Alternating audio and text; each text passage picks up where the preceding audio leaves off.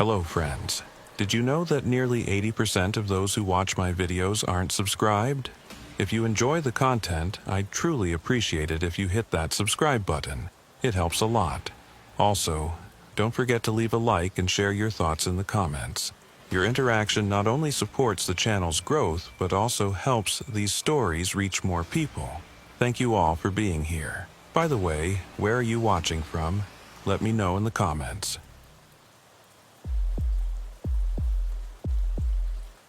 The call came through at 11:47 p.m. on a bitter January night in Chicago. I'd been Officer Mortimer for 8 years by then, working the Englewood district where domestic calls were as common as frozen breath in the winter air. My partner that night was Officer Ophelia, a 10-year veteran with steady hands and an even steadier temperament. We'd worked together long enough to read each other's movements without speaking, which would prove more valuable than I could have imagined. Unit 23, respond to domestic disturbance at 4782 South Wallace Street, Apartment 3B.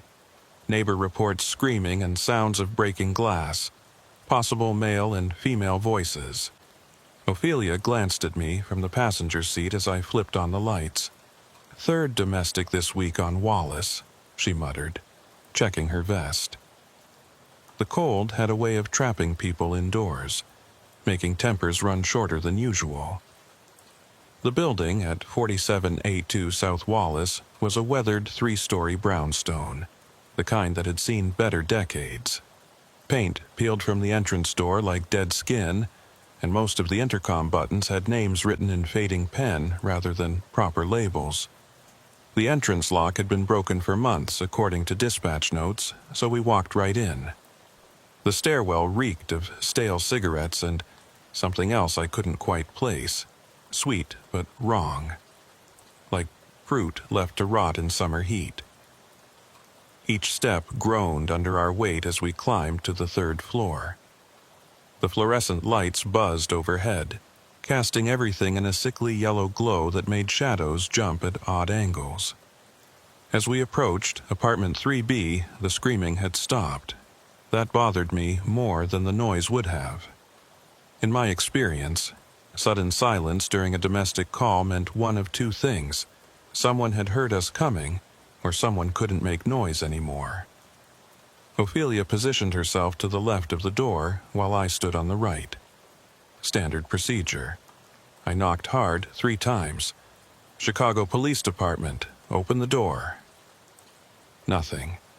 I knocked again, harder. This is CPD responding to a disturbance call. We need to check on everyone's welfare. Open the door now. A shuffling sound came from inside, followed by a woman's voice, barely above a whisper. Everything's fine, officers. Just a misunderstanding. Ma'am, we need to see you, Ophelia said, her voice calm but firm. Please open the door. I said everything's fine. The voice was closer now, probably right behind the door. There was something strange about it. Flat, emotionless, like she was reading from a script. I looked at Ophelia. She'd heard it too. Ma'am, I'm Officer Mortimer and this is Officer Ophelia. We just need to make sure everyone's okay. If you don't open the door, we'll have to... The door opened about 4 inches, stopped by a chain lock. Through the gap, I could see half of a woman's face. Prudence, as we'd later learn her name was, looked to be in her 30s with stringy blonde hair and one visible eye that was bloodshot and unfocused. What I could see of her cheek was swollen, already purpling into a bruise. See? I'm fine, she said, that same flat tone. You can go now. Ma'am, are you alone? Ophelia asked. Yes. We had reports of a male voice as well, I said. Is anyone else in the apartment? No one. But as she spoke, her eye darted to the left, deeper into the apartment. Could you remove the chain so we can speak properly? Ophelia requested. I don't think that's necessary. Through the gap, I caught a glimpse of the apartment behind her. The living room was destroyed.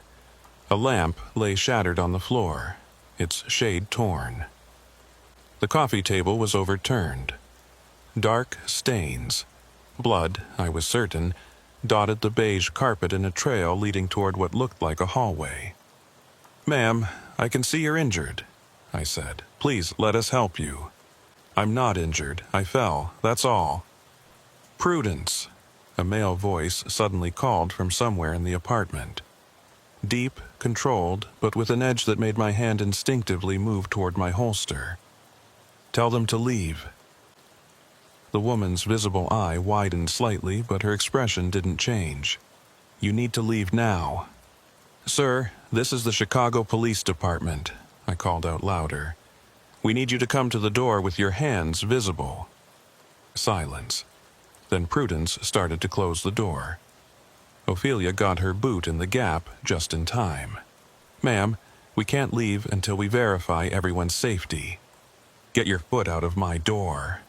Prudence's voice suddenly spiked, almost screaming. "Get out! Get out of here now!" But even as she yelled at us to leave, her eyes were pleading for something else entirely.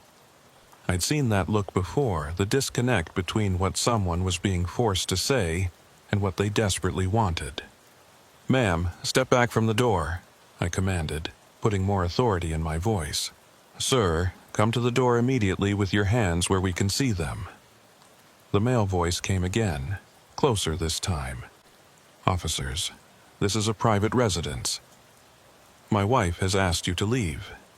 Unless you have a warrant, we have probable cause to believe someone is in immediate danger," Ophelia interrupted. "Stand back, we're coming in." I drew my weapon, keeping it low but ready. Ophelia did the same. "On 3, I whispered to her. But before I could count, we heard a crash from inside the apartment, followed by a woman's scream. Not Prudence's voice, someone else, someone younger. Without hesitation, I kicked the door hard. The chain lock held for a moment. Then the wood frame splintered and the door flew open. We rushed in, weapons raised, and what we found in that apartment would haunt me for years to come. The living room was worse than what I glimpsed through the door. Blood wasn't just on the carpet, it was splattered on the walls in arterial spray patterns. The destruction was deliberate, methodical. Every piece of furniture had been dismantled, not just broken. The couch cushions had been sliced open, their stuffing pulled out and scattered like snow. Prudence stood frozen in the center of the room, her arms wrapped around herself. She was wearing a white nightgown that was torn and stained with blood, some of it fresh, some of it brown and old. Her feet were bare and cut from stepping on broken glass. "Where is he?" Ophelia demanded, sweeping her weapon across the room. Prudence just pointed toward the hallway with a trembling finger. We moved forward, calling out, "Chicago PD, come out with your hands visible." The hallway was narrow and dark. 3 doors led off it, 2 bedrooms and a bathroom. The bathroom door was open, revealing nothing but darkness. The first bedroom door was closed. The second, at the end of the hall, was slightly ajar, and a thin line of light leaked from beneath it. Another scream came from that last room. Definitely a different woman, younger, terrified. "Cover me," I told Ophelia, then called out again. "This is your last warning. Come out now or we're coming in." "Come in then," the male voice replied from behind the door. There was something wrong with how he said it. Too calm, almost amused. "We're all waiting for you." I looked back at Ophelia. She nodded, ready. I approached the door slowly, every nerve on high alert. Through the crack, I could see shadows moving inside. More than one person. The smell hit me as I got closer. That same sweet rot I'd noticed in the stairwell, but stronger, mixed with something metallic and sharp. "Cornelius," Prudence suddenly called out from behind us, her voice breaking. "Please, just let her go. Please." Cornelius. Now we had a name. "I told you what would happen if you called them, Prudence," the man replied, his voice carrying an edge of disappointment. "This is your fault." I'd heard enough. I kicked the door open and entered the room, weapon first, Ophelia right behind me. The scene inside that bedroom defied immediate comprehension. My brain struggled to process what I was seeing, trying to make sense of something that didn't belong in any reality I knew. There were 3 people in the room, but only one was standing. Cornelius was a tall, thin man, maybe 40 years old, wearing a spotless white dress shirt and dark slacks despite the chaos everywhere else. His hands were covered in blood up to the elbows, but his clothes were pristine. He stood behind a young woman who was tied to a wooden chair. She couldn't have been older than 20, with dark hair and terrified eyes. Tape covered her mouth, but it was the third person that made my blood run cold. On the bed lay another woman, older, maybe in her 50s. She wasn't moving, couldn't move. Her body had been arranged, positioned. Her limbs were bent at unnatural angles, posed like a mannequin. Her eyes were open, staring at the ceiling, and her mouth was stretched into a smile that was clearly not her own. Someone had carved it wider. "Drop your hands where I can see them," I shouted at Cornelius, my weapon trained on his center mass. He smiled, a pleasant, almost friendly expression that was completely wrong for the situation. "Officers, welcome. We've been preparing for you. Step away from the girl, now." "Which one?" he asked, and I realized with horror that he was serious. "The one in the chair, or—" He gestured to the bed. "She's dead," Ophelia said quietly beside me, her weapon never wavering. "The woman on the bed. She's been dead for hours. Days, actually," Cornelius corrected pleasantly. 4 days. Prudence's mother. She came to visit at an unfortunate time. The girl in the chair made a muffled sound of terror through the tape. I could see now that she had cuts on her arms, fresh ones, bleeding but not life-threatening. Yet. "Let the girl go," I commanded. "Step away from her slowly." "I'm afraid I can't do that, officer." He peered at my badge. "Mortimer. You see, we're in the middle of something important here, something you've interrupted. Whatever you're doing ends now," Ophelia said firmly. "Hands behind your head. Get on your knees." Cornelius tilted his head, studying us like we were interesting specimens. "Do you know what the word domestic really means? It comes from the Latin domus, house. Everything domestic belongs to the house, stays in the house. You shouldn't be here." As he spoke, he moved his hand slowly toward the girl in the chair. I saw the glint of metal, a knife, thin and surgical-looking, tucked against his wrist. "Don't move," I shouted. "Drop the weapon." "This is my house," he said, his pleasant demeanor finally cracking, revealing something darker underneath. "My rules, my family, my—" He moved fast, faster than I expected. The knife came up toward the girl's throat. I fired twice, center mass. The sound was deafening in the small room. Cornelius stumbled backward, a look of genuine surprise on his face. The knife clattered to the floor. He looked down at the spreading red stains on his white shirt, then back up at me. You actually shot me," he said, almost wonderingly. Then he laughed, a sound that would stay with me forever, wet and gurgling. "Prudence was right. You actually came." He collapsed, still laughing, blood pooling beneath him. Ophelia immediately moved to the girl in the chair, while I kept my weapon trained on Cornelius, even though he wasn't moving anymore. She cut the girl free, removed the tape carefully. The girl immediately started sobbing, babbling about how she was just a neighbor, how she'd come to check on Prudence, how Cornelius had grabbed her 3 hours ago. "We need backup in multiple ambulances," Ophelia radioed. 2 victims, 1 DOA suspect down." I heard sirens in the distance, getting closer, but my attention was drawn to Prudence, who had appeared in the doorway. She wasn't looking at Cornelius's body, or at the traumatized neighbor, or even at her mother's corpse on the bed. She was staring at the wall behind the bed. I followed her gaze and felt my stomach turn. The wall was covered in photographs. Dozens of them, all of women, all taken in this apartment. Some were old, yellowed with age. Some looked recent. In each photo, the women were posed, positioned, arranged like dolls. Some were clearly alive when the photos were taken, their eyes wide with fear. Others were like the woman on the bed.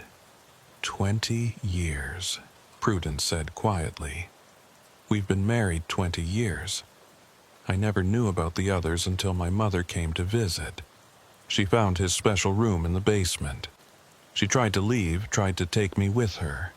She looked at her mother's body, then quickly away. He said if I called the police, he'd kill everyone in the building. Start with the neighbors, make me watch. But you called anyway, Ophelia said gently. No, Prudence shook her head. I didn't call. I couldn't. I was too scared. We all looked at the young neighbor who was still crying. She shook her head too. I didn't even know. A chill went through me. Then who called in the domestic disturbance? Prudence walked slowly to the bed, careful not to look at her mother's face. She reached under the mattress and pulled out an old flip phone, the kind I hadn't seen in years. The screen was cracked, but it was on. She did, Prudence said, and for a moment I thought she meant her dead mother. Then she showed me the phone's call history. Multiple 911 calls over the past 4 days, all made after her mother had died. All from this phone.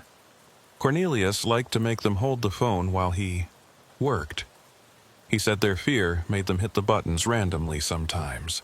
Called it divine intervention when 911 got dialed. The phone's screen showed one final detail that made my blood run cold. The last call, the one that had brought us here tonight, had been made just 3 minutes before we'd arrived. But according to Prudence, no one had touched that phone since her mother died 4 days ago. The next 20 minutes passed in a blur of procedures and protocols. More units arrived, followed by paramedics and crime scene techs. The young neighbor, her name was Sarah, was taken to Chicago Med for evaluation and treatment.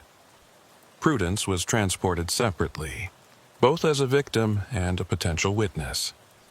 The apartment became a crime scene, yellow tape blocking the doorway, photographers documenting every horrific detail. But I couldn't leave. Not yet. Something about the scene bothered me beyond the obvious horror. As the forensic team worked, I found myself drawn back to that wall of photographs. Each one was dated on the back in neat handwriting. The oldest was from 1998. The newest was dated 4 days ago, the day Prudence's mother had died. Mortimer, Ophelia called from the hallway. You need to see this.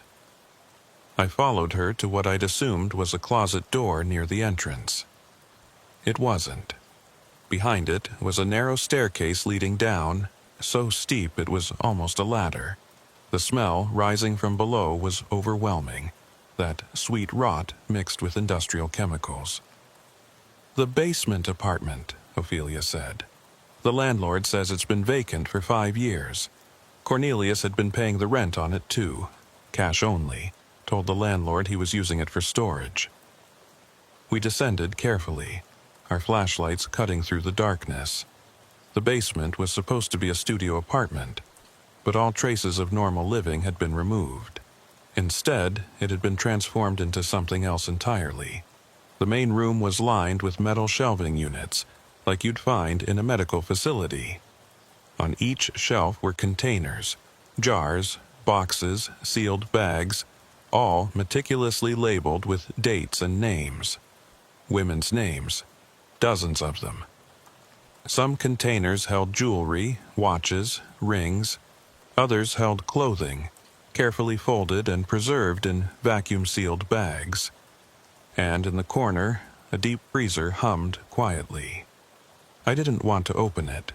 Every instinct told me to wait for the forensic team. But I had to know. Inside, wrapped in plastic and labeled with the same neat handwriting, were more photographs. Hundreds of them. But these were different from the ones upstairs. These showed the complete process, before, during, and after. Some women I recognized from missing persons cases that had gone cold years ago. Others were strangers, faces that had never been reported missing, never been looked for. "Jesus Christ," Ophelia whispered. "How long has this been going on?" At the bottom of the freezer, beneath all the photos, was a leather journal. I pulled it out with gloved hands, the leather cracking from the cold. The first entry was dated 95, 3 years before the oldest photograph upstairs.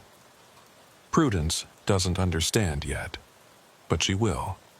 A house needs order. A domestic space requires careful curation. Each piece must be selected, positioned, preserved. She thinks I collect antiques. She's not entirely wrong. I flipped through pages, each one containing detailed notes about women, where he'd found them, how he'd approached them, what had happened to them. Some entries mentioned Prudence directly. P asked about the smell again today. Told her it was dead rats in the walls. She believed me, as always. Her trust is touching, really. She sees only what I allow her to see. Another entry from just a week ago. P's mother arrived unexpectedly. Found her in the basement at 3 a.m. Curious woman. Too curious. P will be upset, but she'll understand. Family stays in the family. Domestic troubles, domestic solutions. The final entry was from yesterday.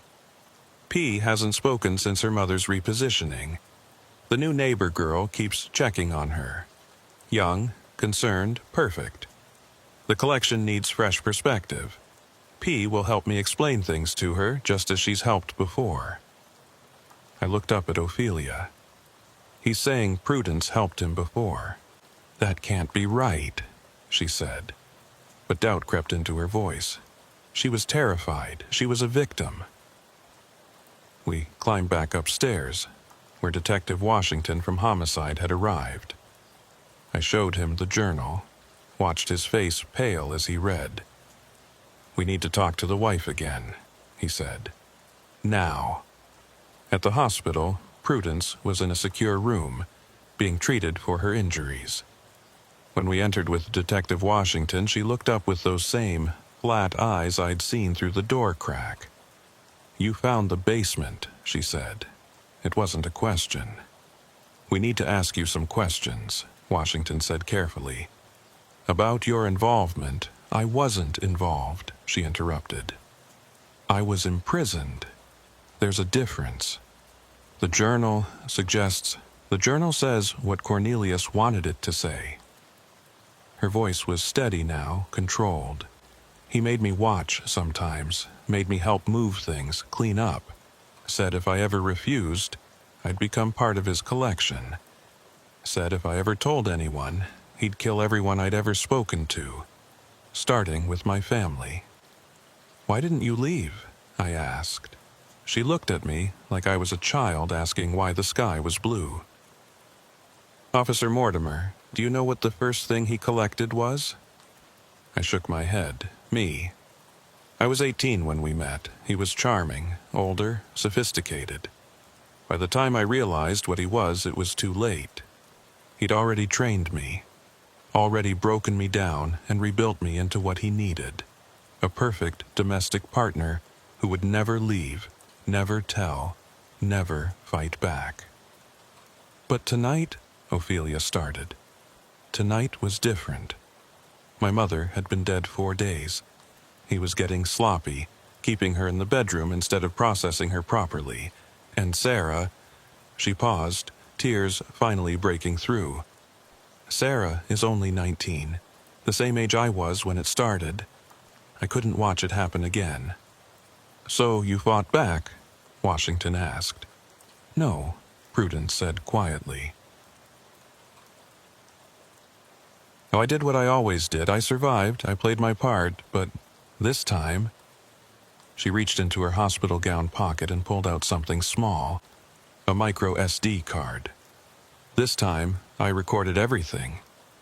The SD card contained hours of audio. Cornelius describing his crimes in detail, planning what he would do to Sarah, discussing the women in the basement. And through it all, Prudence's voice, flat and compliant, agreeing with whatever he said, never arguing, never questioning. I knew no one would believe me without proof, she said. A domestic disturbance call would just be another husband and wife fighting. But if you found Sarah there, if you saw what he was doing, you knew we'd shoot him, I said, understanding, finally dawning. I hoped you would. She looked me straight in the eye. 20 years, Officer Mortimer. 20 years of being his accomplice, his witness, his prisoner. 20 years of helping him clean up, helping him pose them, helping him select the next one. Do you know what that does to a person's soul? The room fell silent. The 911 calls, Ophelia said suddenly. You said you didn't make them. Prudence's expression shifted slightly, something almost like a smile touching her lips. I didn't. Check the phone records. I was telling the truth. Then who? My mother had that phone when she died, hidden in her hand under the blanket. Cornelius never found it. He was too focused on arranging her face, her limbs. She paused. The calls started after she died, every few hours, always to 911, always disconnecting before anyone spoke. That's impossible, Washington said. Dead people don't make phone calls. No, Prudence agreed. They don't. But sometimes phones malfunction. Old phones especially. Buttons stick, circuits short. Strange things happen in houses full of death. I wanted to dismiss it as trauma-induced delusion, but I'd seen the phone records myself. The calls had been made. The phone had been under a corpse for 4 days. There was no rational explanation. There's something else, Prudence said. Something Cornelius never wrote in his journal because he didn't know about it. We waited. The building has 4 units. Cornelius owned 2 of them, ours and the basement. But the other 2 apartments, the tenants there. Some of them match the photos on his wall. Young women living alone, changing every few months. They'd move in, stay for a while, then disappear. New tenant, same pattern. I'm saying, check the other apartments. Check the walls, check the floorboards. Cornelius was methodical, but he wasn't the only one in this building who understood the value of collection. Detective Washington immediately called for units to secure and search the other apartments. What they found changed everything we thought we knew about the case. Apartment 2B was rented to an elderly woman named Margaret Klein, who'd lived there for 15 years. She was at her daughter's house in Milwaukee when the police arrived.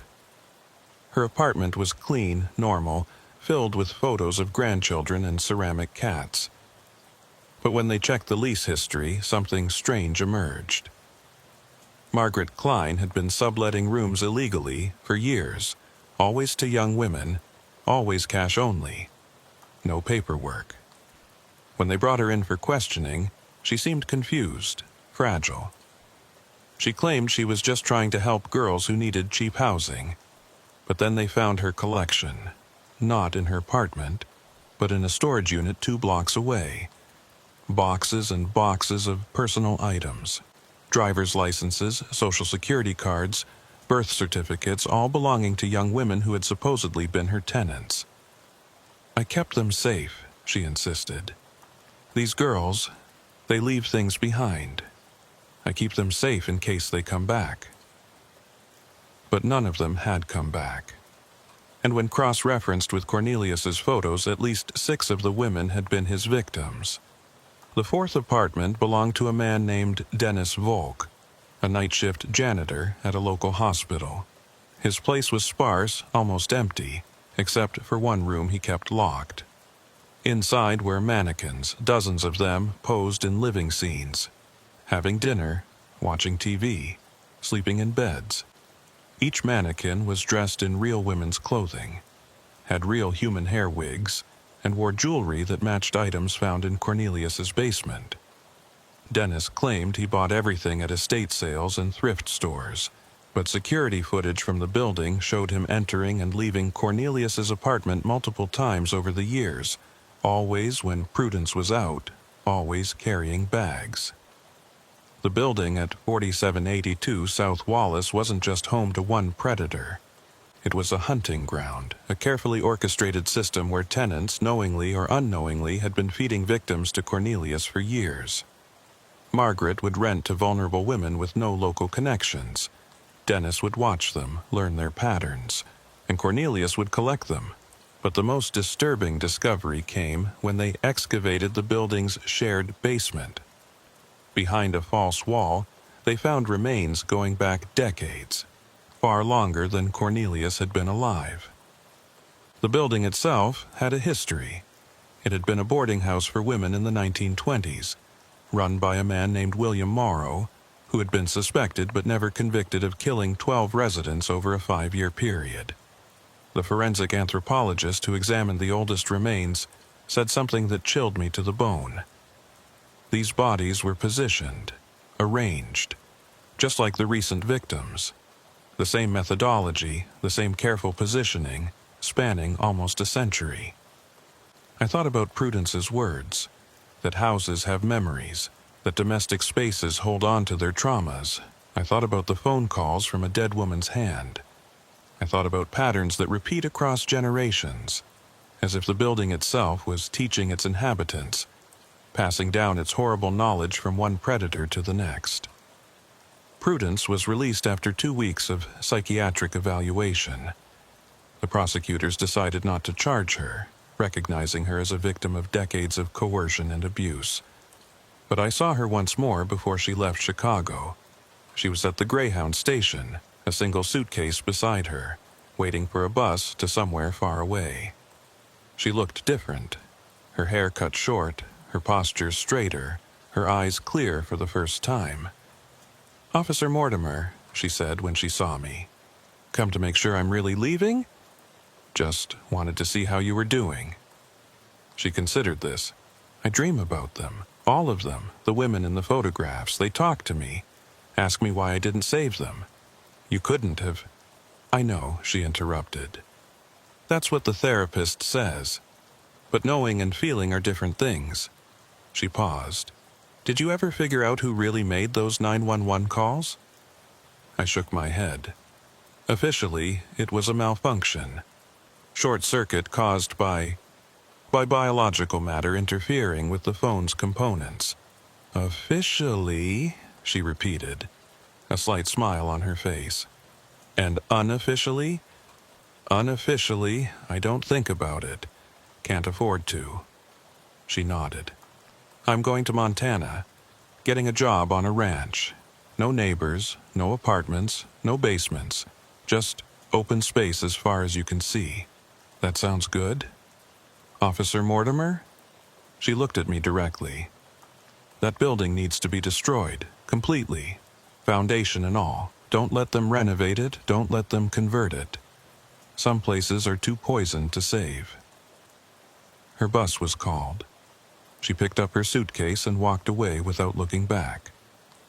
The building at 4782 South Wallace still stands. The city couldn't demolish it, some issue with historical preservation, it being one of the oldest surviving structures in the neighborhood. It's been empty since the investigation ended, condemned and boarded up.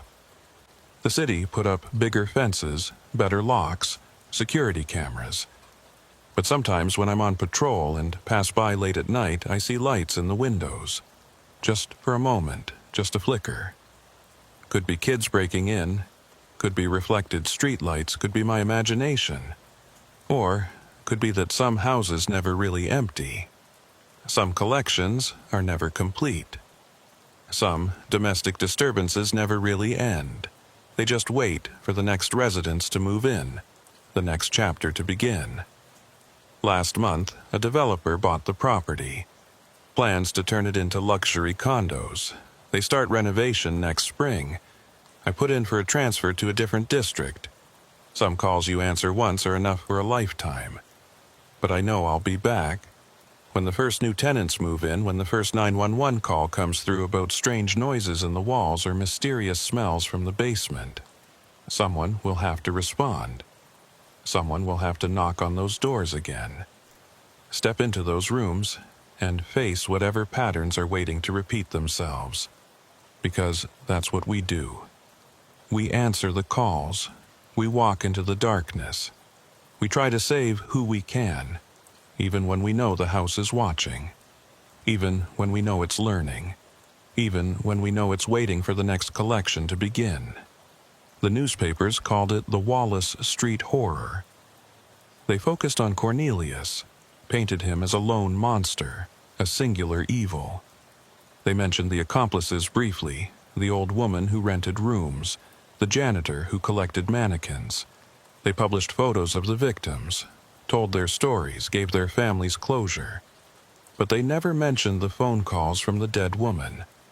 They never mentioned the patterns that stretched back a century. They never mentioned that when the forensic team finally opened up the walls, they found more than insulation and wiring. They found hair, human hair, woven into the very structure of the building, braided around support beams, stuffed into gaps between floors. Hair from victims spanning decades, as if the building itself was made partly from the dead. 6 months after the Wallace Street Horror, I thought I was done with it. The nightmares had mostly stopped. I could drive past condemned buildings without my hands shaking. I'd even stopped checking my apartment walls for hidden spaces. But then Ophelia called me at 2 a.m. on a Tuesday. "Mortimer," her voice was strained. "You need to see the news. Channel 7. I fumbled for the remote, still half asleep. The breaking news banner read, "4 dead in Englewood apartment building. Police investigating possible murder-suicide." My blood went cold when I saw the address behind the reporter. 4786 South Wallace Street. Not 4782. The building next door to where Cornelius had lived. "That can't be a coincidence," Ophelia said through the phone. It wasn't. The victims were the Gormley family, parents and 2 teenage daughters. The initial report suggested the father, Patrick Gormley, had killed his family before taking his own life. But when I arrived at the scene that morning, using my connections to get past the tape, Detective Washington pulled me aside. "You need to see something," he said, leading me to the family's apartment. The layout was identical to Cornelius's old unit, just mirrored. Same narrow hallway, same 3 rooms, same basement access. But it was the master bedroom that made my skin crawl. The bodies had been arranged, positioned, the parents on the bed, arms crossed over their chests like they were sleeping. The daughters seated in chairs facing them, hands folded in their laps. Their faces had been cleaned, their hair brushed. Someone had taken time, shown care in their placement. "The father couldn't have done this to himself," Washington said quietly. "The angle's wrong, the timing's wrong, someone else was here." On the wall behind the bodies was a message written in what looked like rust-colored paint, but was probably blood. "The collection continues." I felt sick. "Has anyone checked?" "The basement, yeah." Washington's face was grim. "It's been recently renovated. Fresh drywall, new concrete floor, but the ground-penetrating radar shows anomalies, spaces that shouldn't be there. We're waiting for the warrant to start breaking through." While the forensic team processed the scene, I found myself drawn to the window facing the condemned building next door. From this angle, you could see directly into what had been Cornelius's apartment. The boards over his windows had been arranged in a way that left gaps, creating sightlines between the buildings. "Officer Mortimer?" I turned to find a young woman in the doorway, maybe mid-20s, with hollow eyes and nervous hands. She wore a neighbor's badge the cops had given her for access. "I'm Jessica. I live upstairs. I heard things last night." Washington and I exchanged glances. He pulled out his recorder. "What kind of things?" he asked. Footsteps, multiple people, and humming. Someone was humming while they walked back and forth. It went on for hours. She paused, wringing her hands. The same tune, over and over. I recognized it because I've heard it before, from the other building, the abandoned one. "That building's been sealed for 6 months," I said. "I know, but I still hear it sometimes, late at night, that humming, and sometimes," she lowered her voice, "sometimes I see someone in the windows, just standing there, watching." We took her statement, but I could see Washington writing her off as traumatized, paranoid. I might have too, if I hadn't remembered something Prudence had said. Some houses never really empty. That afternoon, I did something I probably shouldn't have. I went back to the condemned building. The city's locks had been cut, replaced with new ones, but the replacement was sloppy. Someone had been going in and out. Inside, the building was worse than I remembered. Mold crept up the walls like cancer. The floorboards were soft with rot, but there were signs of recent activity. Fresh footprints in the dust, candy wrappers dated from last week, and in Cornelius's old apartment, something that made me stop breathing. The wall of photographs was back. Not the original ones, those were in evidence. These were new, recent, all taken in the last 6 months, all of women living in the surrounding buildings. Some were clearly taken through windows from inside this building. Others were taken from outside, following the subjects through their daily routines. In the center of the wall was a photo of Prudence. It was recent. Her short hair marked it as post-trauma. She was at a gas station somewhere rural, probably Montana, pumping gas into a pickup truck.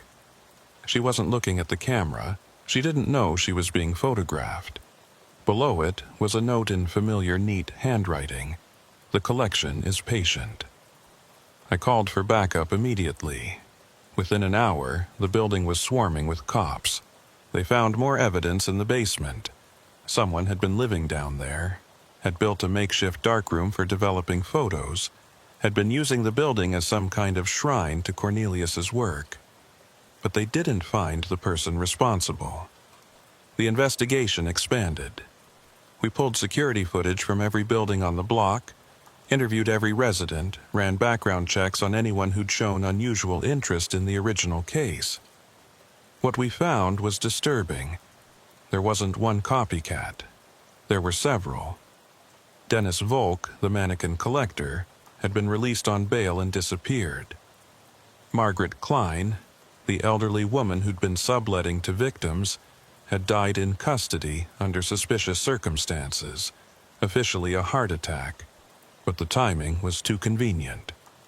And at least 3 other residents of the block had criminal records that had somehow been overlooked during the initial investigation. But the worst discovery came when we finally got the warrant to excavate the Gormley's basement. We found bodies, 17 of them, in various states of decomposition, some dating back years before the Gormleys had even moved in. The house had been a killing ground long before Cornelius, just like his building had been. The entire block was poisoned ground, generation after generation of predators drawn to the same spot, the same hunting grounds. The FBI took over the case at that point. They brought in behavioral analysts, historians, even anthropologists. They mapped every disappearance, every suspicious death, every violent crime in a 6-block radius going back a century. The pattern was undeniable. This stretch of Wallace Street was a dead zone, a place where the worst of humanity clustered like bacteria in a wound. One of the FBI agents, Special Agent Rivers, had a theory that sounded insane but made a horrible kind of sense. Some places are just wrong, she told me over coffee one night. Maybe it's the land itself. Maybe it's the history. Maybe it's just probability clustering. But once a place gets a reputation, even unconsciously it draws a certain kind of person. Predators sense safe hunting grounds. Victims sense danger, but can't always articulate why. The buildings get passed from one bad owner to another, each one leaving their mark, teaching the next generation through the very walls. "You're saying the buildings are haunted?" I asked. "No, I'm saying they're infected, with patterns, with behaviors, with expectations. Each new resident unconsciously absorbs what came before. They find the hidden spaces because they're looking for them. They arrange bodies because it feels right. They continue collections because the framework is already there, waiting." She showed me a map they'd created. The Wallace Street area was a red zone, but there were others throughout Chicago, throughout the country. Places where serial crimes clustered, where patterns repeated across decades, where the architecture itself seemed to facilitate horror. "We can't tear them all down," she said. "And even if we did, people would rebuild. The patterns are in the land records, the city planning, the collective unconscious of the neighborhood. The best we can do is watch, intervene when we can, and try to break the cycles." But the cycles weren't done with me yet. A month later, I got a call from a number I didn't recognize. When I answered, there was silence, then breathing, then a familiar voice. "Officer Mortimer? It's Prudence." My hand tightened on the phone. "How did you get this number?" "That's not important. What's important is that you know I'm safe. I'm far away. But I needed to tell you something." "What?" "The photographs. The new ones in the building. I know who's taking them." I grabbed a pen. "Who?" "You're not going to believe me. Try me." She took a deep breath. "It's not one person. It's all of them. Everyone who lived through what happened, everyone who was touched by it. We're all connected now. We all have the urge. Some resist it better than others, but we all feel it. The need to collect, to arrange, to continue the pattern. That's trauma talking, Prudence. You need help. I am getting help. But that doesn't change the truth. Why do you think I ran so far? Why do you think I stay alone? The urge is weaker out here, away from the source, but it's still there. Every time I see a woman alone, vulnerable, I have thoughts that aren't mine. Ideas that feel like memories, but aren't my memories. Prudence, check your own behavior, Officer Mortimer. Haven't you been driving by the building more often? Haven't you been taking photos of crime scenes you don't need? Haven't you been arranging things in your apartment, making small collections without realizing it? I wanted to deny it, but I couldn't. I had been driving by the building. I had been taking photos.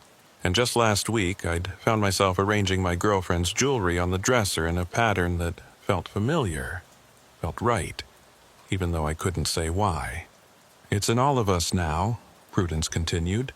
Everyone who spent time in that building, everyone who saw the collections, everyone who touched the evidence. We're all carriers. Most of us won't act on it, but some will, and the pattern will continue. Then what do? We stay away from each other. We stay away from vulnerable people. We monitor ourselves, and we never, ever go back to Wallace Street. She hung up before I could respond.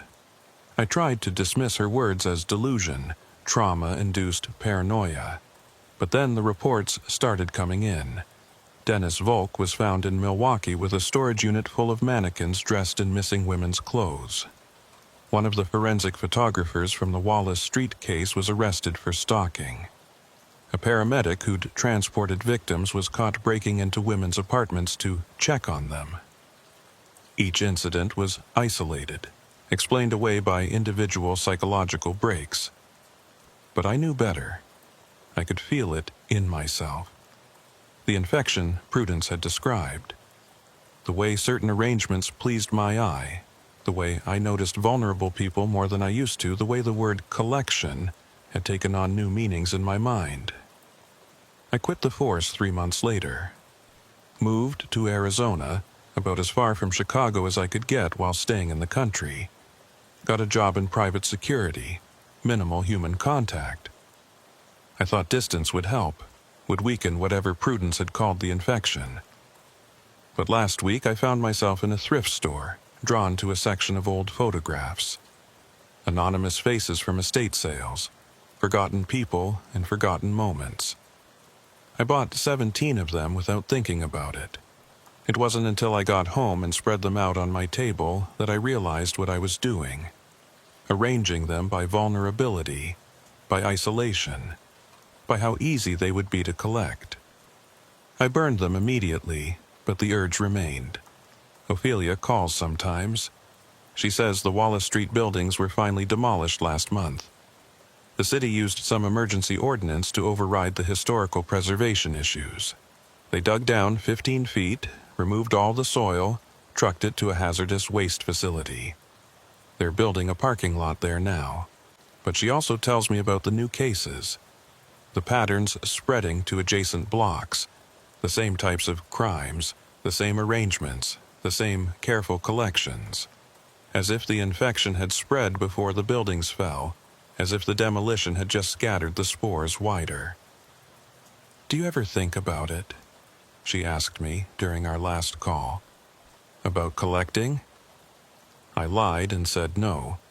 But the truth is, I think about it every day.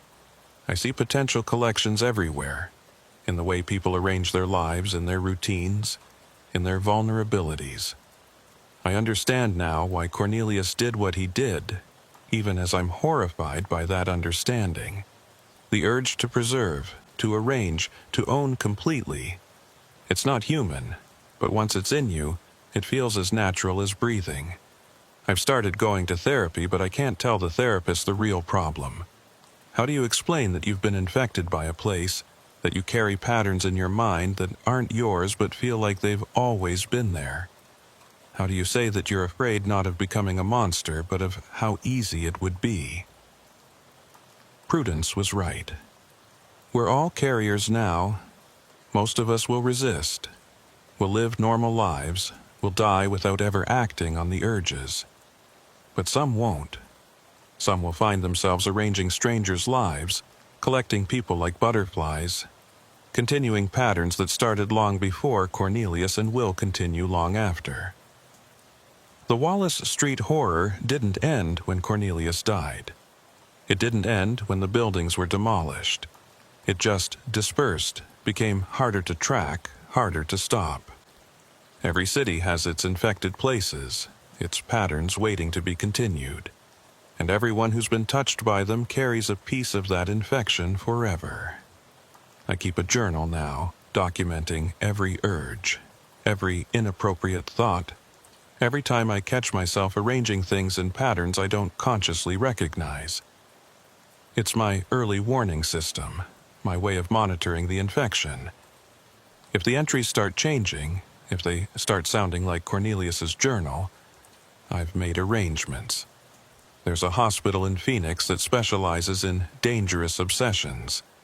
I've already signed the voluntary commitment papers. They're in my desk drawer, waiting. Because I know what I'm capable of now. We all do. Everyone touched by Wallace Street. We're walking infections, potential continuations of patterns that should have died with their creators. Most of us will hold the line, will resist until we die. But statistics suggest that at least one of us will break, will start a new collection, will teach the pattern to a new generation. I pray it won't be me. But prayer feels hollow when you can feel the infection in your bones, when you catch yourself humming Cornelius's tune without remembering learning it, when you arrange things in patterns that feel like coming home. 2 years passed. 2 years of therapy, medication, and careful self-monitoring. 2 years of staying away from Chicago, from police work, from anything that might trigger what I'd come to think of as the Wallace Street Syndrome. I thought I was getting better. I thought the infection was dying. Then I got the package. It arrived on a Monday, no return address, postmarked from Chicago. Inside was a single photograph and a newspaper clipping. The photo showed me at the thrift store in Phoenix holding those 17 photographs I'd bought. Someone had been watching. Someone knew. The newspaper clipping was from the Chicago Tribune, dated 3 days ago. Former Wallace Street resident arrested in string of disappearances. The article was about Jessica, the young woman who'd lived above the Gormleys. She'd been found with 3 women locked in her basement, arranged in tableau scenes, positioned like dolls having tea. She'd told the police she was continuing the collection and that Officer Mortimer would understand. My hands shook as I read. I'd never had significant interaction with Jessica, had only taken her statement that one time. But somehow she'd connected me to this. Somehow she knew I'd understand. My phone rang. Detective Washington. Mortimer, we need to talk. I saw the article. That's not why I'm calling. Jessica had something in her apartment, a journal. Your name is all over it. My blood went cold. I barely knew her. I know, but she knew you. She's been documenting everyone from the Wallace Street case. She calls you Patient Zero, says you were the first responder, the first to see the full collection, the first to understand the pattern. That's insane. Is it? Mortimer, I've been doing some digging. Every cop who worked that scene extensively has had issues. Ophelia's been suspended twice for excessive force, specifically against female suspects. She's been arranging them in holding cells, she says for safety, but the patterns match Cornelius's positioning.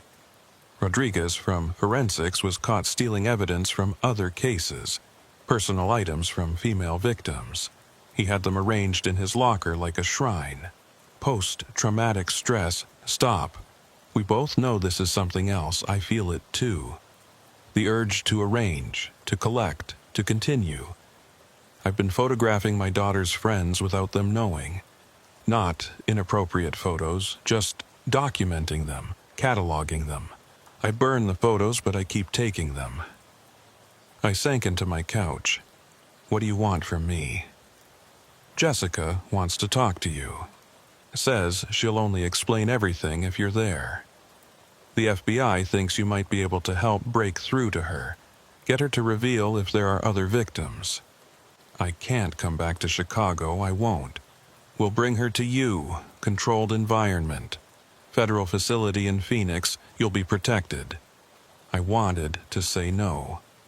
Every instinct screamed to stay away, but I needed to know how deep this went, how many of us were infected, whether there was any way to stop it.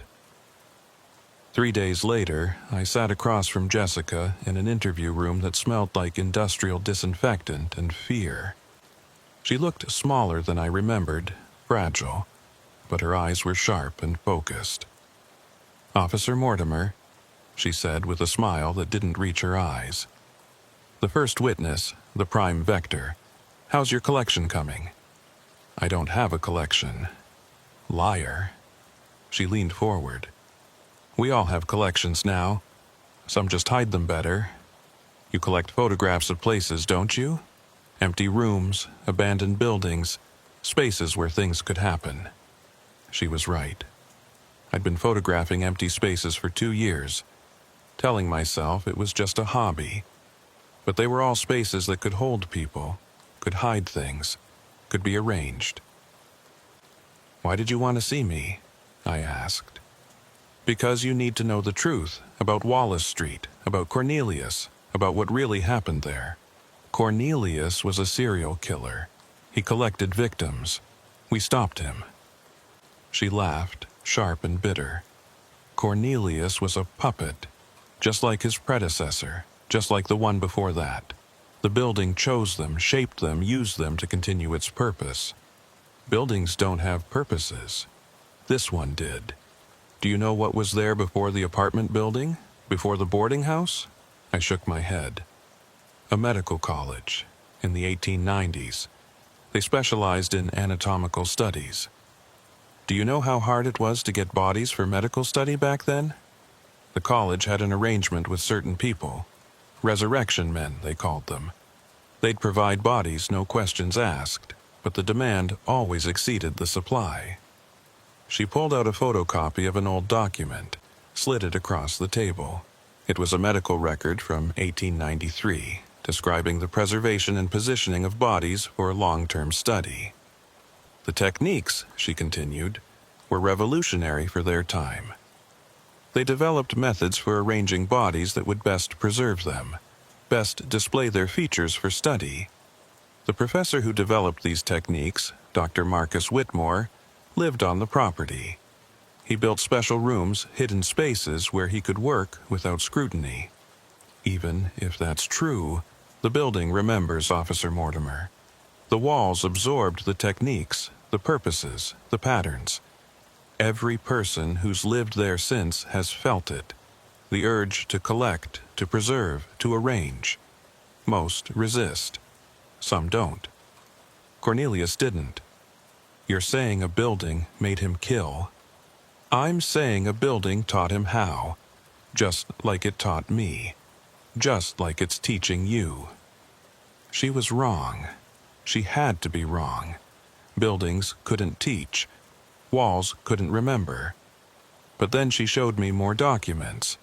Police records going back over a century, all centered on Wallace Street. Not just murders, that would have been noticed, but disappearances, missing persons, people who simply vanished. The numbers were staggering. Hundreds over the decades, maybe thousands. The FBI knows, Jessica said. They've always known. But what can they do? Tear down every building with a dark history? Arrest people for urges they haven't acted on? They just watch and wait and clean up the messes. Then why let it continue? Because it's not just Wallace Street. It's everywhere. Every city has its infected places, its teaching grounds. Los Angeles has the Cecil Hotel. San Francisco has the Haight. New York has entire neighborhoods. The patterns are embedded in the architecture of American cities. Maybe all cities. You can't fight architecture. Special Agent Rivers, who'd been watching through the mirror, entered the room. That's enough, Jessica. Jessica smiled at her. Agent Rivers, how's your collection? Still photographing conference rooms where women have been alone? Rivers' face went pale. She turned to me. Interview's over. As they led Jessica away, she called back. Check your apartment, Mortimer. Check the walls. You've been building without knowing it. I went home that night and did what she said. I checked the walls, and I found them. Tiny holes, barely visible, drilled in patterns that matched the support structure of the Wallace Street building. I'd been drilling them in my sleep, the landlord's notices about mysterious sounds suddenly making sense. My apartment was becoming a replica, unconsciously recreated from memory. I moved out the next day, but it didn't matter. The next apartment was the same, and the next. My hands worked without my knowledge, creating spaces within spaces, preparing for a collection I insisted I'd never have. Ophelia called me a month later. She was crying. I did it, she said. I finally did it. Did what? I collected someone. A woman from my gym. She's in my basement.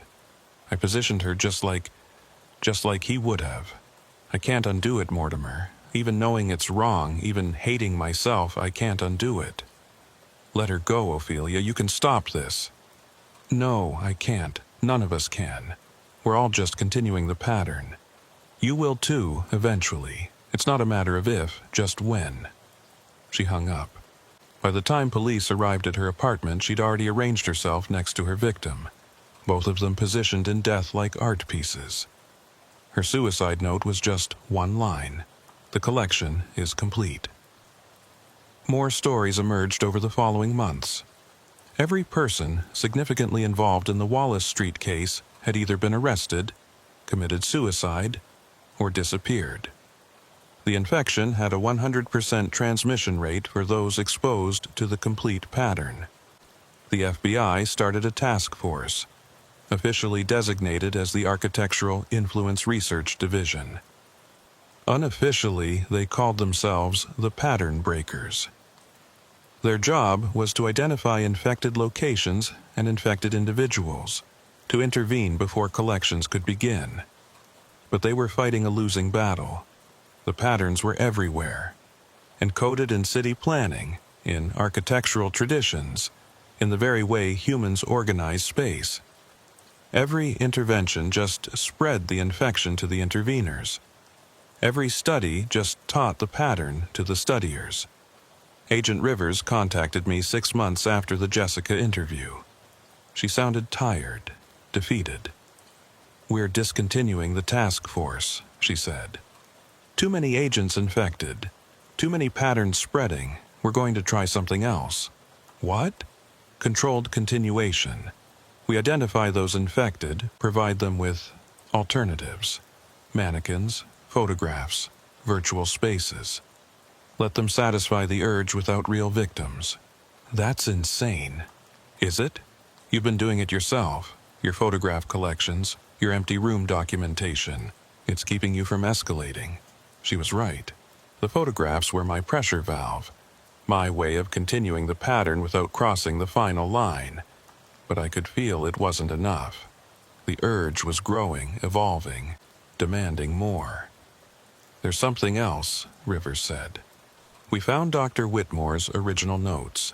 Not just his medical techniques, but his theories about space and consciousness. He believed that buildings could achieve a kind of awareness through repetition, that repeated actions in the same space created grooves in reality that would guide future actions. That's pseudoscience, maybe. But his students all became collectors. Every single one. They spread across the country, became doctors, architects, city planners. They built the patterns into America's infrastructure. We're not dealing with infected buildings. We're dealing with infected civilization." I thought about all the cities I'd visited, all the buildings that felt wrong, all the spaces that seemed to watch and wait. Had humanity built its own prison, one room at a time? That night, I dreamed of Wallace Street. But it wasn't a dream. It was a memory that wasn't mine. I was standing in Dr. Whitmore's laboratory in 1893, watching him arrange bodies with scientific precision. He was teaching a class, explaining the importance of positioning, the art of preservation. "The body is just the beginning," he said in my dream. "The true collection is the pattern itself. Each arrangement teaches the next. Each collector passes on the knowledge. The building learns. The city learns. Eventually, the whole world will understand the beauty of perfect preservation." I woke up with my hands positioning my pillows in the same pattern I'd seen in the dream. The infection wasn't psychological. It wasn't trauma. It was something older, deeper, a pattern that had been teaching itself to humans for over a century, using us to refine and spread itself. Cornelius hadn't been a monster. He'd been a student. We were all students now, whether we wanted to be or not. I made a decision that night. If I couldn't fight the pattern, I could at least document it. I started writing everything down, every urge, every dream, every unconscious arrangement. I sent copies to the FBI, to universities, to anyone who would listen. Not to spread the infection, it was already everywhere, but to make people aware of it, because awareness was the only defense. Knowing you were infected, monitoring your behavior, creating outlets for the urge, these were the only ways to resist. Not everyone would be strong enough. The pattern would continue to claim victims, create collectors, build its galleries of preserved humanity. But some of us could hold the line, could satisfy the urge without crossing into horror. I still live in Phoenix. I still photograph empty rooms. I still arrange things in patterns I don't fully understand. But I haven't collected anyone. Not yet. Every morning, I check myself for escalation. Every night, I document my urges. And every day, I resist the voice that sounds like Dr. Whitmore, like Cornelius, like Jessica, like my own thoughts, whispering that the collection needs to continue, that preservation is the highest form of appreciation, that some people are meant to be arranged. The Wallace Street building is gone, but its pattern lives on in every person it touched, in every building constructed with the same principles, in every city planned with the same hidden geometries. We are all living inside the collection now, arranged by forces we built but never understood. Prudence calls sometimes from Montana. She says the urges are weaker there, in the open spaces, away from the architectural density. She's built a cabin with no hidden spaces, no basement, no patterns in the walls. She says it helps. But she also says she can feel it calling her back. Wallace Street, Chicago, the geometric heart of the infection. One day, she says, she'll return. We all will. The pattern demands completion, and we are its instruments. I think about Officer Mortimer, who answered that domestic disturbance call 3 years ago. He thought he was walking into a simple case of family violence. He had no idea he was walking into a classroom, that he was about to receive an education that would reshape his entire existence. Sometimes I wish Cornelius had killed me that night. It would have been cleaner, kinder than this slow transformation into something I don't want to be. But then I remember, I'm documenting this for others. My resistance, failed or successful, is data for the next generation of infected. Because the pattern isn't evil, it's just purposeful. And its purpose, preservation, arrangement, collection, is fundamentally human. We've always collected, always arranged, always tried to preserve beauty and horror alike. The Wallace Street pattern just purified that urge, concentrated it, made it infectious. The FBI estimates that there are now over 10,000 infected individuals in the United States alone. Most will never act on the urge. But if even 1% break, that's 100 new collectors, 100 new crime scenes, 100 new teaching moments for the pattern to refine itself. And with each generation, the pattern gets better at spreading, better at teaching, better at making the horrible seem beautiful. In another century, maybe less, the distinction between collector and collected might disappear entirely. We'll all be part of the same vast arrangement, preserved and positioned according to principles we embedded in our architecture but never truly understood. Until then, I photograph empty rooms and resist the urge to fill them. I arrange my belongings and resist the urge to add to them. I continue the pattern in small, harmless ways and hope it's enough to keep the larger pattern at bay. But I know the truth that Jessica knew, that Cornelius knew, that Dr. Whitmore knew from the beginning. The collection is never complete. It just waits for the next curator to take their turn. The newspapers never reported the full truth about Wallace Street. They couldn't. How do you tell people that their cities are infected, that their buildings are teachers, that anyone who looks too closely at certain crimes might catch something worse than trauma? You don't. You clean up the scene, you bury the evidence, and you hope the pattern stays contained. But it doesn't stay contained. It never has. Last week, I got another package. No return address, but I knew who sent it. Inside was a photograph of the empty lot where Wallace Street used to be. Someone had drawn a floor plan over it in red ink, not of the building that had been there, but of a building that could be there. A perfect building, designed entirely around the principles of collection and preservation. At the bottom, in handwriting I didn't recognize, was a note. The pattern remembers. The pattern plans. The pattern builds. I burned the photograph, but I'd already memorized it. The design was perfect, horrifying, beautiful. Part of me wanted to build it, to see the pattern fully realized in architectural form. That part of me grows stronger every day. This is my last journal entry. Tomorrow, I'm checking myself into the Phoenix Psychiatric Institute. I've arranged for voluntary commitment, indefinite duration. It's the only way I can think of to stop myself from continuing the collection. The night it happened, I'd been Officer Bartholomew for exactly 11 years, 3 months, and 6 days. I keep track of things like that now, specific dates, exact times, precise details. It helps me maintain my grip on what's real and what shouldn't be possible.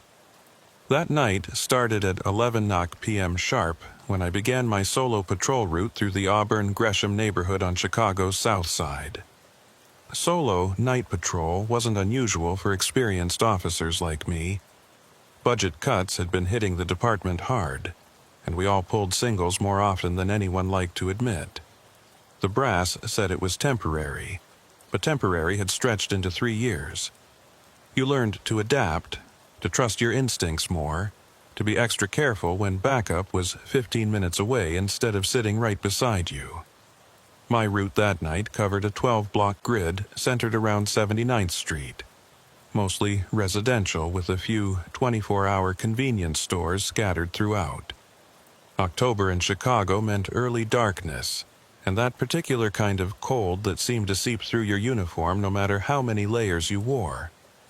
The streets were mostly empty by 11, just the occasional car passing through. Maybe someone walking their dog one last time before bed. I'd just finished checking on Lou's mini-mart on Halsted. Lou always kept the place open late. Said the neighborhood needed somewhere safe to go at night. When my radio crackled to life. The voice of dispatcher Cordelia came through, professional as always, but with an undertone I'd learned to recognize over the years. It was the sound of something being not quite right. Unit 47, this is dispatch. Unit 47, go ahead, I responded, already slowing my cruiser. We have an unusual situation. Caller requesting officer assistance at 8834 South Bishop. Female caller gave her name as Serafina. She's reporting something she described as wrong at the residence next door, unable to provide more specific details. Domestic disturbance? Break-in? Negative. Caller insists it's not a crime in progress, but says police presence is urgently needed. She sounds... Cordelia paused, which she never did. She sounds genuinely terrified, Bartholomew, but coherent. Not intoxicated or impaired as far as I can tell. Copy that. En route to 8834 South Bishop. ETA 3 minutes. 10-4. Be advised, caller says she'll meet you outside. Purple coat, elderly female. And Bartholomew, she specifically asked for you by name. That made me pause. I didn't recognize the name Serafina, and I thought I knew most of the longtime residents on my beat. Still, after 11 years, your name gets around the neighborhood. People talk. Maybe she'd heard I was reliable, thorough. Maybe she just knew I was working nights. The address was in the middle of a block of 2-story houses, the kind built in the 1920s with small front yards and narrow gangways between them. Most had been updated over the years, but a few remained untouched, slowly deteriorating behind overgrown bushes and peeling paint. As I turned onto Bishop, I could see a figure standing under a streetlight about halfway down the block. Purple coat, just like Cordelia had said. I pulled up slowly, not wanting to spook her. The woman was indeed elderly, probably in her 70s, with silver hair pulled back in a neat bun. She wore thick glasses that reflected the streetlight, making it hard to see her eyes. As I got out of the cruiser, she immediately walked toward me, her hands visibly shaking. "Officer Bartholomew?" Her voice was thin but clear. "Thank God you came. I didn't know who else to call." "Ma'am, I'm here to help. You're Serafina." She nodded quickly. "Serafina Volk. I've lived here 43 years. I know this neighborhood, officer. I know what's normal and what's not. And what's happening in that house." She pointed to the house next to hers. A dark 2-story with no lights visible is not normal. I looked at the house.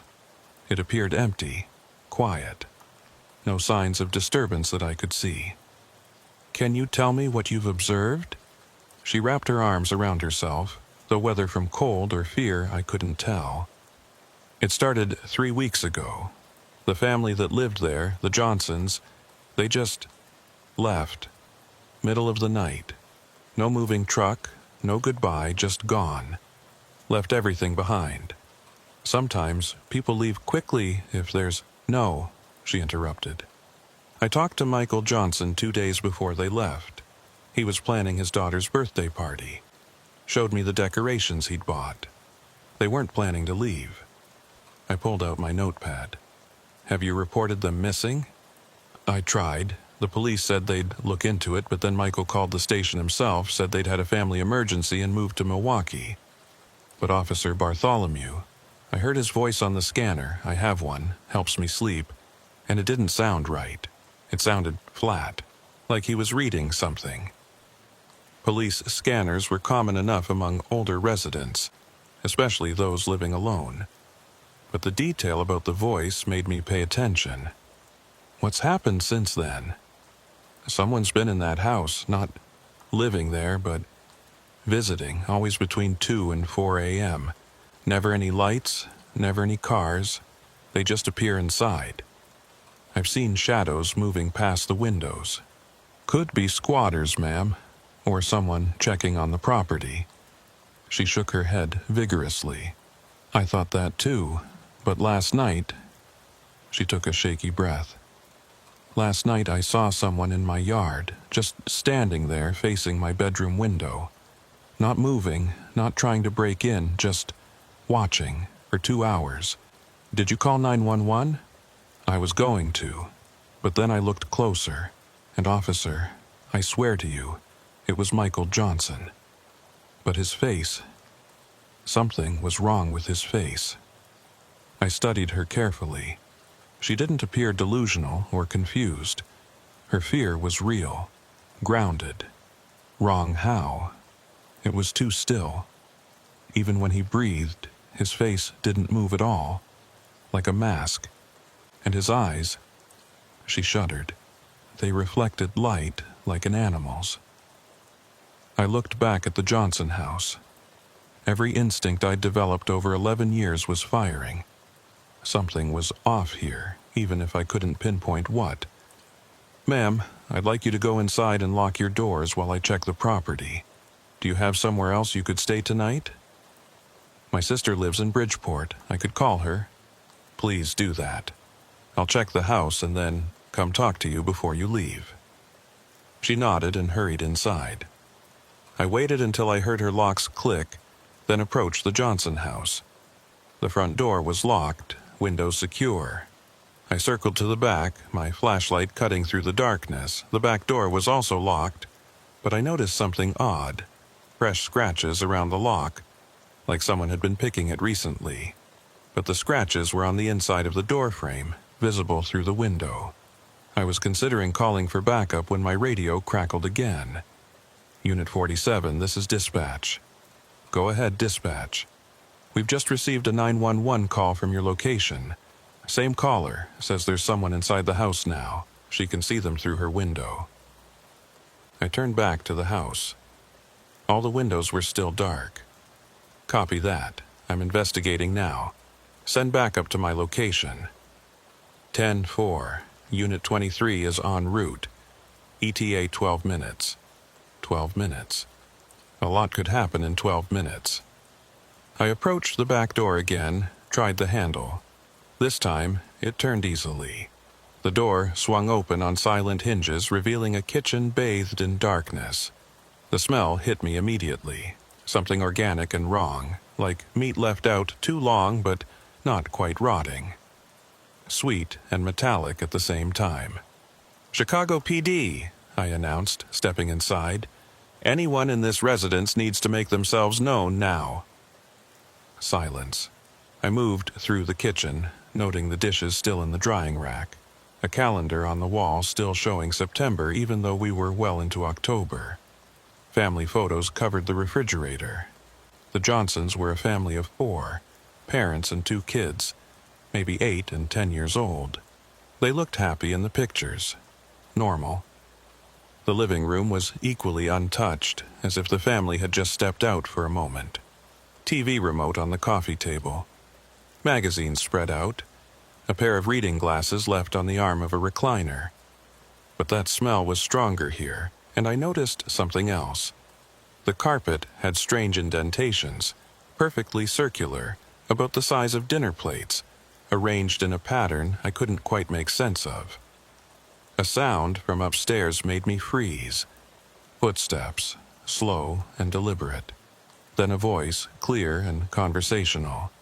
"Officer Bartholomew, I've been expecting you." I drew my weapon, keeping it low but ready. "This is the Chicago police. Come down with your hands visible." "Of course, officer. I'm coming down now. Please don't be alarmed." The footsteps moved to the staircase. In the dim light from the street filtering through the windows, I saw legs appear, then a torso, then finally a face. It was a man. Average height and build, wearing what looked like business casual clothing. But Serafina had been right. Something was wrong with his face. It wasn't that it was deformed or injured, it was too perfect, too symmetrical. And it didn't move right when he spoke, like the muscles underneath weren't quite connected properly. "I'm Ignatius," he said pleasantly. "I've been waiting to meet you." "Hands where I can see them," I commanded, my weapon now raised. He raised his hands slowly, palms out. "I'm not armed, officer. I'm just here to deliver a message." "Are you Michael Johnson?" "No, Michael and his family have relocated. They're safe, I assure you." "Then who are you, and what are you doing in their house?" He smiled, and the expression was all wrong. Too wide, lasting too long. "I'm what you might call a witness. I observe. I record. I ensure that certain events happen as they should." "That's not an answer. I need to see some identification." "I'm afraid I don't carry identification in the traditional sense. But you know who I am, Officer Bartholomew. You've felt me watching you for weeks now. Every night when you patrol alone, when you check those dark corners, when you feel eyes on you but see no one there, that's me." My blood went cold. I had felt watched lately, but I'd attributed it to the paranoia that comes with solo patrol. "Have you been stalking me?" Stalking implies harmful intent. I merely observe. You're important, officer. More important than you know. Important to what? To what's coming. Tonight is a test, you see, a measurement. We need to know if you're suitable. Suitable for what? I kept my weapon trained on him while reaching for my radio with my other hand. "Please don't call for backup yet," he said, and something in his tone made me pause. "If others arrive, the test will be ruined, and we'll have to start over. That would be unfortunate for everyone involved." "Are you threatening me?" "No, I'm trying to protect you, and them. You see, Officer Bartholomew, this neighborhood has been selected. These blocks, these houses, these people. You've been protecting them for 11 years, 3 months, and 6 days. We've been watching for exactly that long." The specific time frame made my skin crawl. That was exactly how long I'd been on the force. Who's we? That's the wrong question. The right question is why? Why you? Why here? Why now? Despite every instinct telling me to arrest him or call for backup, I found myself asking, why? His smile grew impossibly wider. Because something is going to happen here. Something that's been planned for a very long time, and you're going to be the first responder, the witness, the one who decides what comes next. What's going to happen? That depends entirely on you, on the choice you make tonight. My radio crackled. Unit 47 status check. I kept my eyes on Ignatius as I responded. Unit 47, code 4 for now, conducting investigation. Copy that. Unit 23 is 5 minutes out. Ignatius tilted his head. 5 minutes, that's not much time. We should hurry. Hurry with what? I need to show you something. In the basement. After you see it, you can arrest me, call your backup, do whatever you think is right. But you need to see it first. Every rule, every protocol, every bit of training said not to follow a suspect into a basement alone. But something in his tone, in the bizarre certainty of the situation, made me consider it. If this is a trap, officer, if I wanted to harm you, would I have announced myself? Would I have let you keep your weapon? Would I be standing here hands raised asking for your cooperation? He had a point, which somehow made the situation worse. You walk in front, hands where I can see them. Any sudden movements and this ends badly for you. Understood. He turned slowly and walked toward a door I'd noticed earlier, probably leading to the basement. As he opened it, that smell became overwhelming.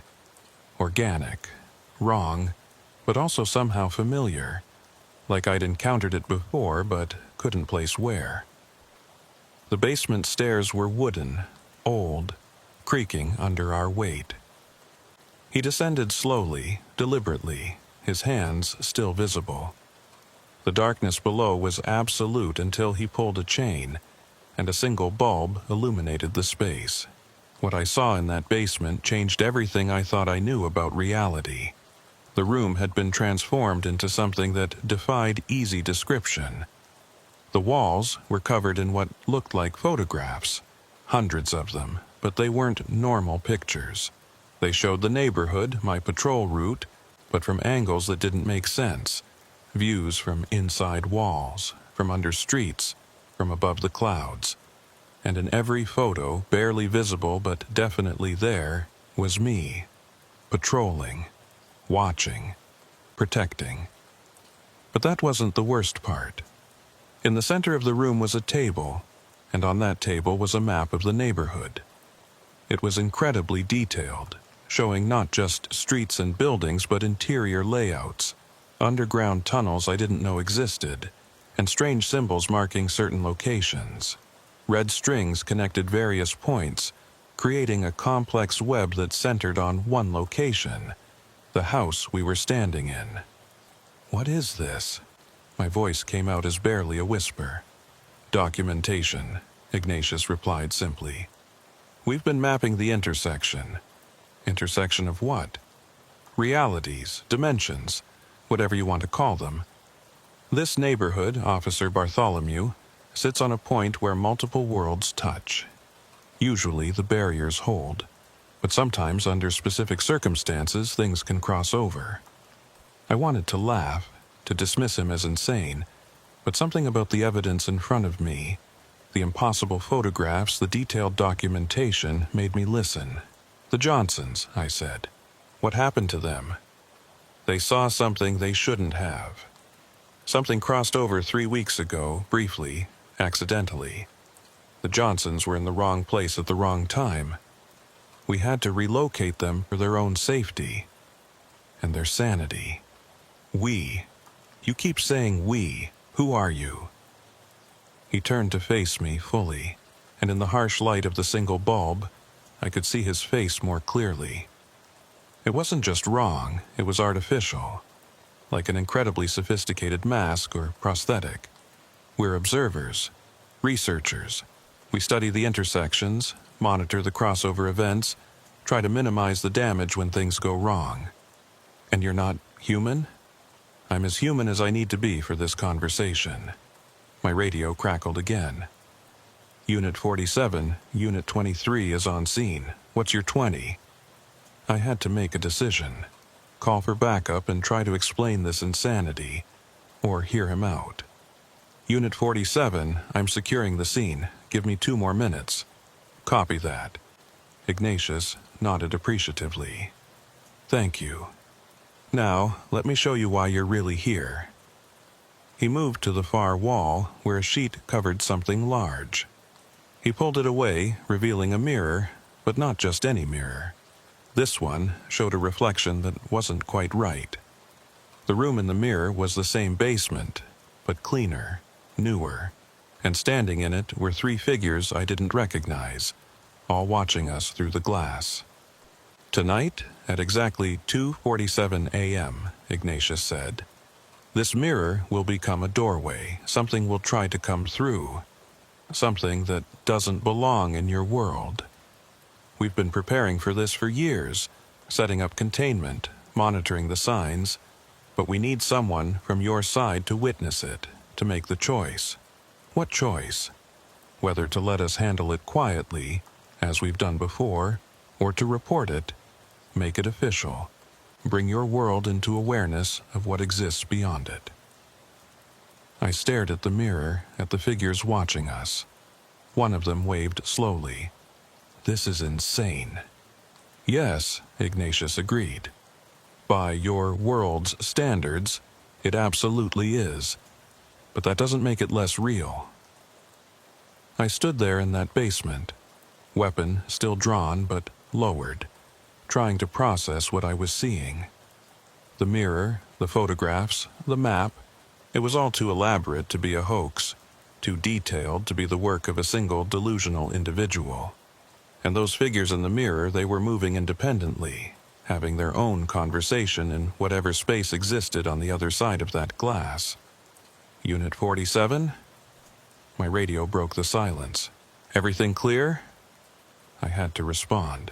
Unit 47 need a few more minutes. Tell Unit 23 to hold position.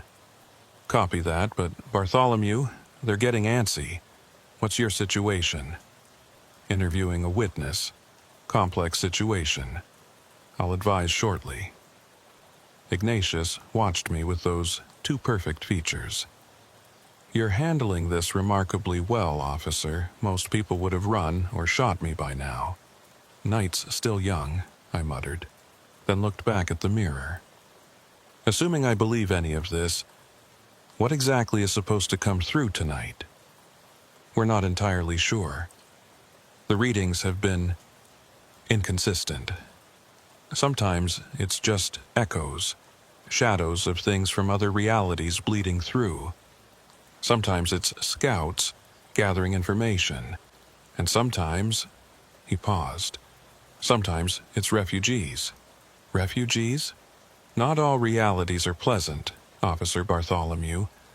Some are dying, some are already dead.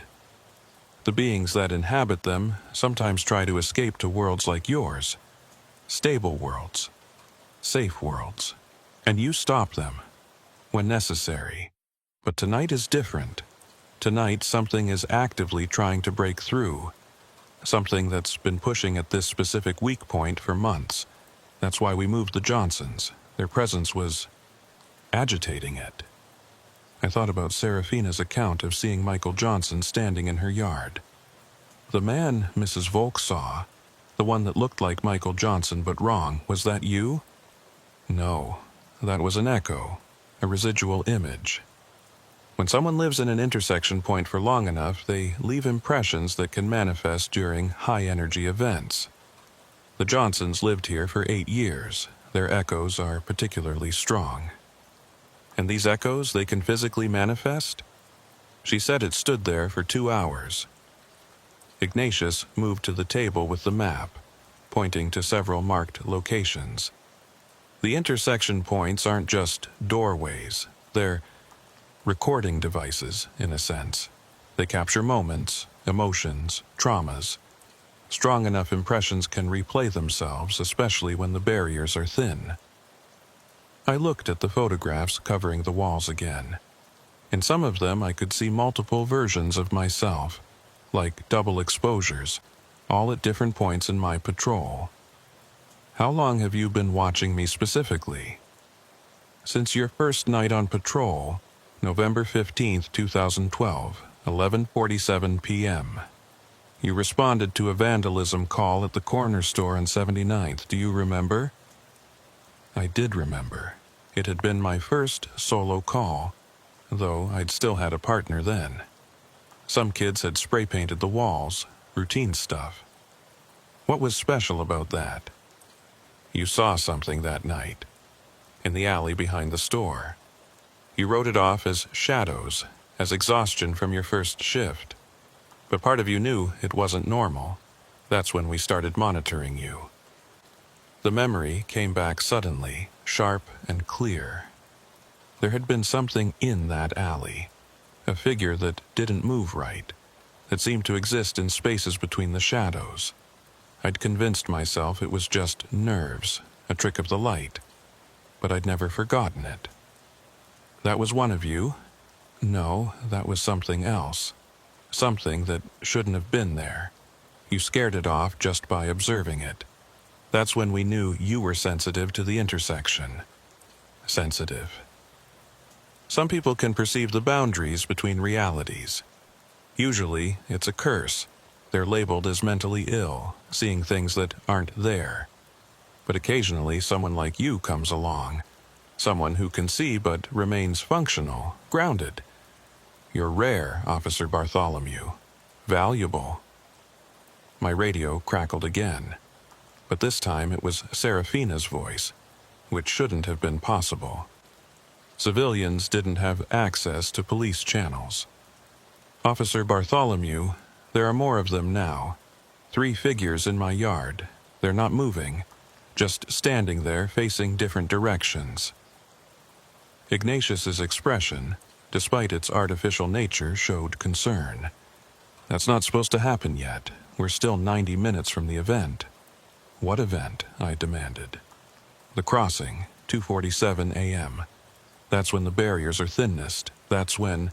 He stopped, head tilting as if listening to something I couldn't hear. No. The timeline's been accelerated. Someone's pushing from the other side. The mirror began to vibrate, a low humming that I could feel in my bones.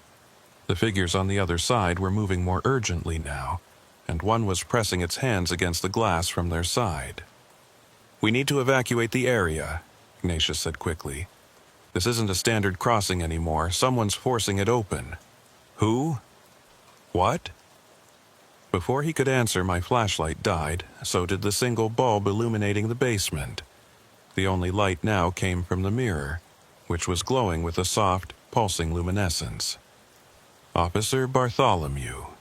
A new voice spoke from the darkness. It was melodious, almost hypnotic. We've been waiting for you. I raised my weapon toward the voice. Chicago PD, identify yourself. A figure stepped into the mirror's light. A woman, tall and elegant, wearing clothes that seemed to be from the 1920s. But like Ignatius, something was fundamentally wrong about her appearance. Her movements were too fluid, as if she had too many joints, and her face kept shifting subtly, features rearranging when I wasn't looking directly at her. I'm Serafina, she said. The real Serafina. The woman you met outside is a projection, a lure. My blood went cold. You're not Serafina Volk. I just spoke with her. Serafina Volk died in 1978, Ignatius said quietly. Check the records if you don't believe me. The woman you met was something else, using her appearance, her memories.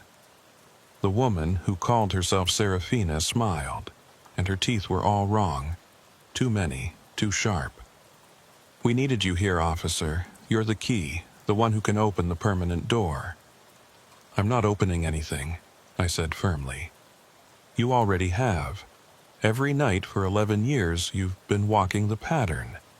Your patrol route traces the boundaries of the intersection. Your presence, repeated night after night, has been wearing down the barriers. You've been unconsciously performing a ritual that's taken us decades to design. I thought about my route, the specific streets I always walked, the order I checked locations. It had become routine, automatic. Had I been manipulated from the beginning? The department assigned me this route, I protested. Who do you think influenced those assignments? The false Serafina asked. We've been planning this for so long, officer, placing the right people in the right positions, waiting for someone like you. The mirror's vibration intensified. Cracks appeared in the glass, spreading like a spider web. Through the cracks, I could see glimpses of something else. A city that looked like Chicago, but wrong. Buildings that curved impossibly. Streets that went up instead of forward. Things moving in the shadows that weren't quite human. You need to leave, Ignatius said urgently. Now, get everyone away from this block. I'm not leaving you here with whatever this is. I'm not what you should be worried about. He moved towards the mirror, pulling something from his pocket. A device I didn't recognize, covered in symbols that hurt to look at. I'm going to try to seal it, but if I fail, the mirror shattered. Not exploded, shattered inward, the pieces falling through to somewhere else. Where the mirror had been was now just an opening, a wound in reality, and things were starting to come through. The first was just a hand, grasping the edges of the opening. Then an arm. Then a face that might have once been human but had been changed by whatever reality it came from. Its eyes were silver, reflective, and when it saw me, it smiled with too many mouths. I fired 3 shots center mass. The bullets passed through it like it was made of smoke, hitting the wall behind. The thing laughed, a sound like breaking glass, and pulled itself fully through. Physical weapons won't work, Ignatius shouted. They're not entirely in your reality yet. Run! Get to your car! But I couldn't move. The thing that had come through was standing now, and I could see it more clearly. It wore the remains of a police uniform, a Chicago PD uniform, and on its chest, barely visible through the decay and distortion, was a name tag, Bartholomew. No, I whispered. Every reality has versions, the false Serafina said. This is you from a world where the barriers fell 20 years ago, where the things from outside got in and changed everything. He volunteered to come through, to warn you. The other me tried to speak, but what came out wasn't words. It was static, white noise that formed patterns that almost made sense. It reached toward me with the hands that flickered between normal and something else, something with too many fingers. My radio suddenly burst to life, multiple voices overlapping. Officer down, multiple casualties at static. Creatures everywhere requesting immediate static. Do not approach the mirrors. Repeat, do not. Then Cordelia's voice, clear and terrified. Bartholomew, what's happening? We're getting calls from all over your sector. People are seeing things, impossible things. The intersection wasn't just this house, it was spreading. Ignatius was still working with his device, symbols glowing as he traced patterns in the air. The opening was flickering, trying to close, but more things were pushing through. I saw glimpses of other realities, a Chicago flooded with black water, a Chicago where the buildings were alive and breathing, a Chicago where the sky was on fire. Choose, the false Serafina shouted. Let them through and save infinite versions of yourself, or seal them out and condemn countless realities to death. That is when I understood. This wasn't an invasion. It was an evacuation. These things, these distorted versions of our world, They were fleeing from something worse. "What are they running from?" I asked. The other me managed to form words, just barely. "The collectors. They preserve everything." The collectors, even here, even in another reality, that word sent chills through me. I thought of the Wallace Street case I'd heard about, the patterns that spread like infection. Was this connected? Were these things fleeing from something like that but worse? "Bartholomew!" Unit 23's voice came over the radio. "We're coming in." "No!" I shouted into my radio. "Do not enter the house. Establish a perimeter and evacuate the block." But I could already hear footsteps on the floor above. My backup was here, walking into something they couldn't possibly understand. The opening was widening. More figures were pushing through, twisted versions of people I knew, places I recognized. I saw Lou from the mini-mart, but his body was crystalline, reflecting light that didn't exist.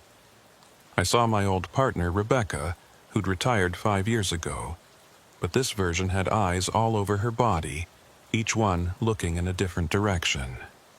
"They're all refugees," Ignatius said, his device sparking with energy. "Every reality the collectors reach, they preserve it, freeze it in a perfect moment of horror. These are the ones who escaped before their worlds were catalogued. Can you stop them?" The collectors? Not stop, only delay. They exist outside normal reality. They treat universes like specimens, like items for a collection. The word made my skin crawl. Collections. Always collections. The other me reached out again, and this time I let it touch my hand. The moment our skin made contact, I saw flashes of its world. Chicago turned into a museum of preserved moments. People frozen mid-scream, buildings caught mid-collapse, the lake turned to glass with boats trapped inside. And moving through it all were things that weren't things, entities that existed just to observe and preserve and arrange. "They're coming here," the other me managed to say. "Following us, door opens both ways." That's when the real horror hit me. By opening this intersection, we weren't just letting refugees in. We were creating a path for whatever was chasing them. "Seal it!" I shouted to Ignatius. "Close the door now." "But the refugees will lead the collectors right to us." "Seal it." Ignatius looked at me, then at the growing crowd of distorted beings pushing through. Some were clearly hostile, but others were just scared, desperate, looking for any escape from whatever nightmare they'd left behind. "I'm sorry," he said to them. Then he slammed his device into the center of the opening. The reaction was immediate. Light exploded from the point of impact so bright I had to shield my eyes. I heard screaming, multiple voices, some human, some not. When I could see again, the opening was shrinking, collapsing in on itself.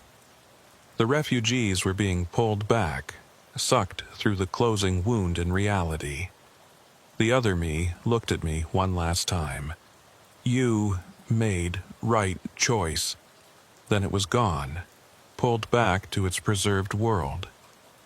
The false Serafina laughed as she faded. "You've only delayed it, officer. The collectors know about this world now. They'll find another way in. They always do." Then she was gone too, and the opening snapped shut with a sound like thunder. The basement was dark again. Silent. Ignatius collapsed, his device crumbling to ash in his hands. When the lights came back on, I don't know how, they just did. I could see he was injured. His fake face was cracking, revealing something underneath that might have been human once but had been changed by exposure to the intersections. "Get out," he wheezed. "The house is unstable. Reality needs time to settle." I helped him up, and we stumbled toward the stairs. The photographs on the walls were changing, showing different versions of events. Realities where I hadn't closed the door, where the refugees had flooded through, where Chicago became a nexus for interdimensional travel. In some, the city thrived. In others, it was consumed. We made it outside just as the house began to implode. Not explode, but fold in on itself, reality compressing until the building simply wasn't there anymore.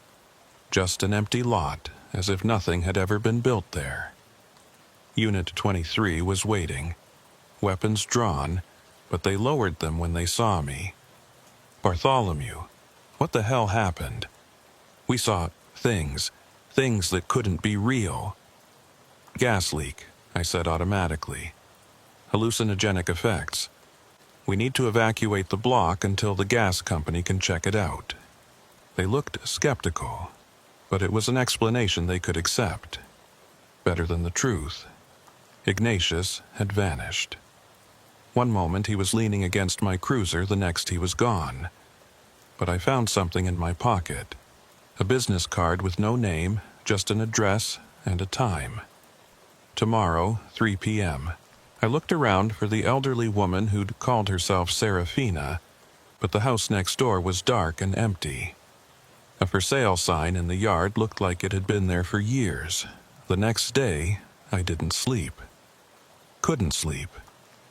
Every time I closed my eyes, I saw that other version of myself.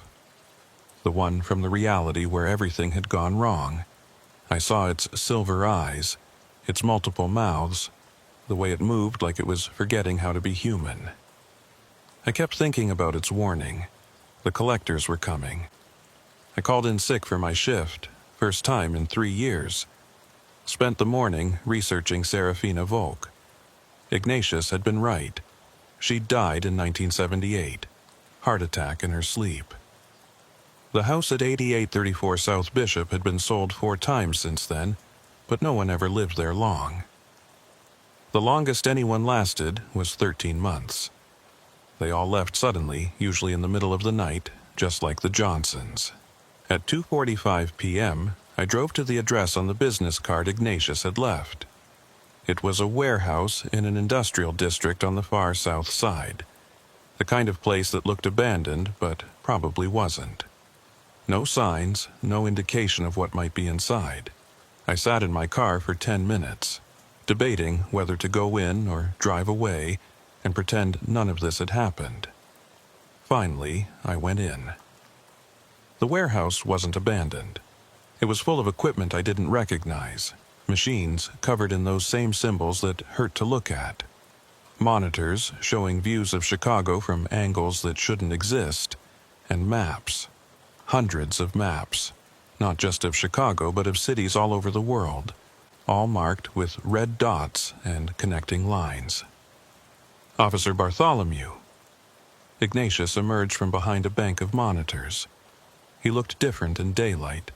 His fake face had been replaced with bandages that covered most of his head, leaving only his eyes visible.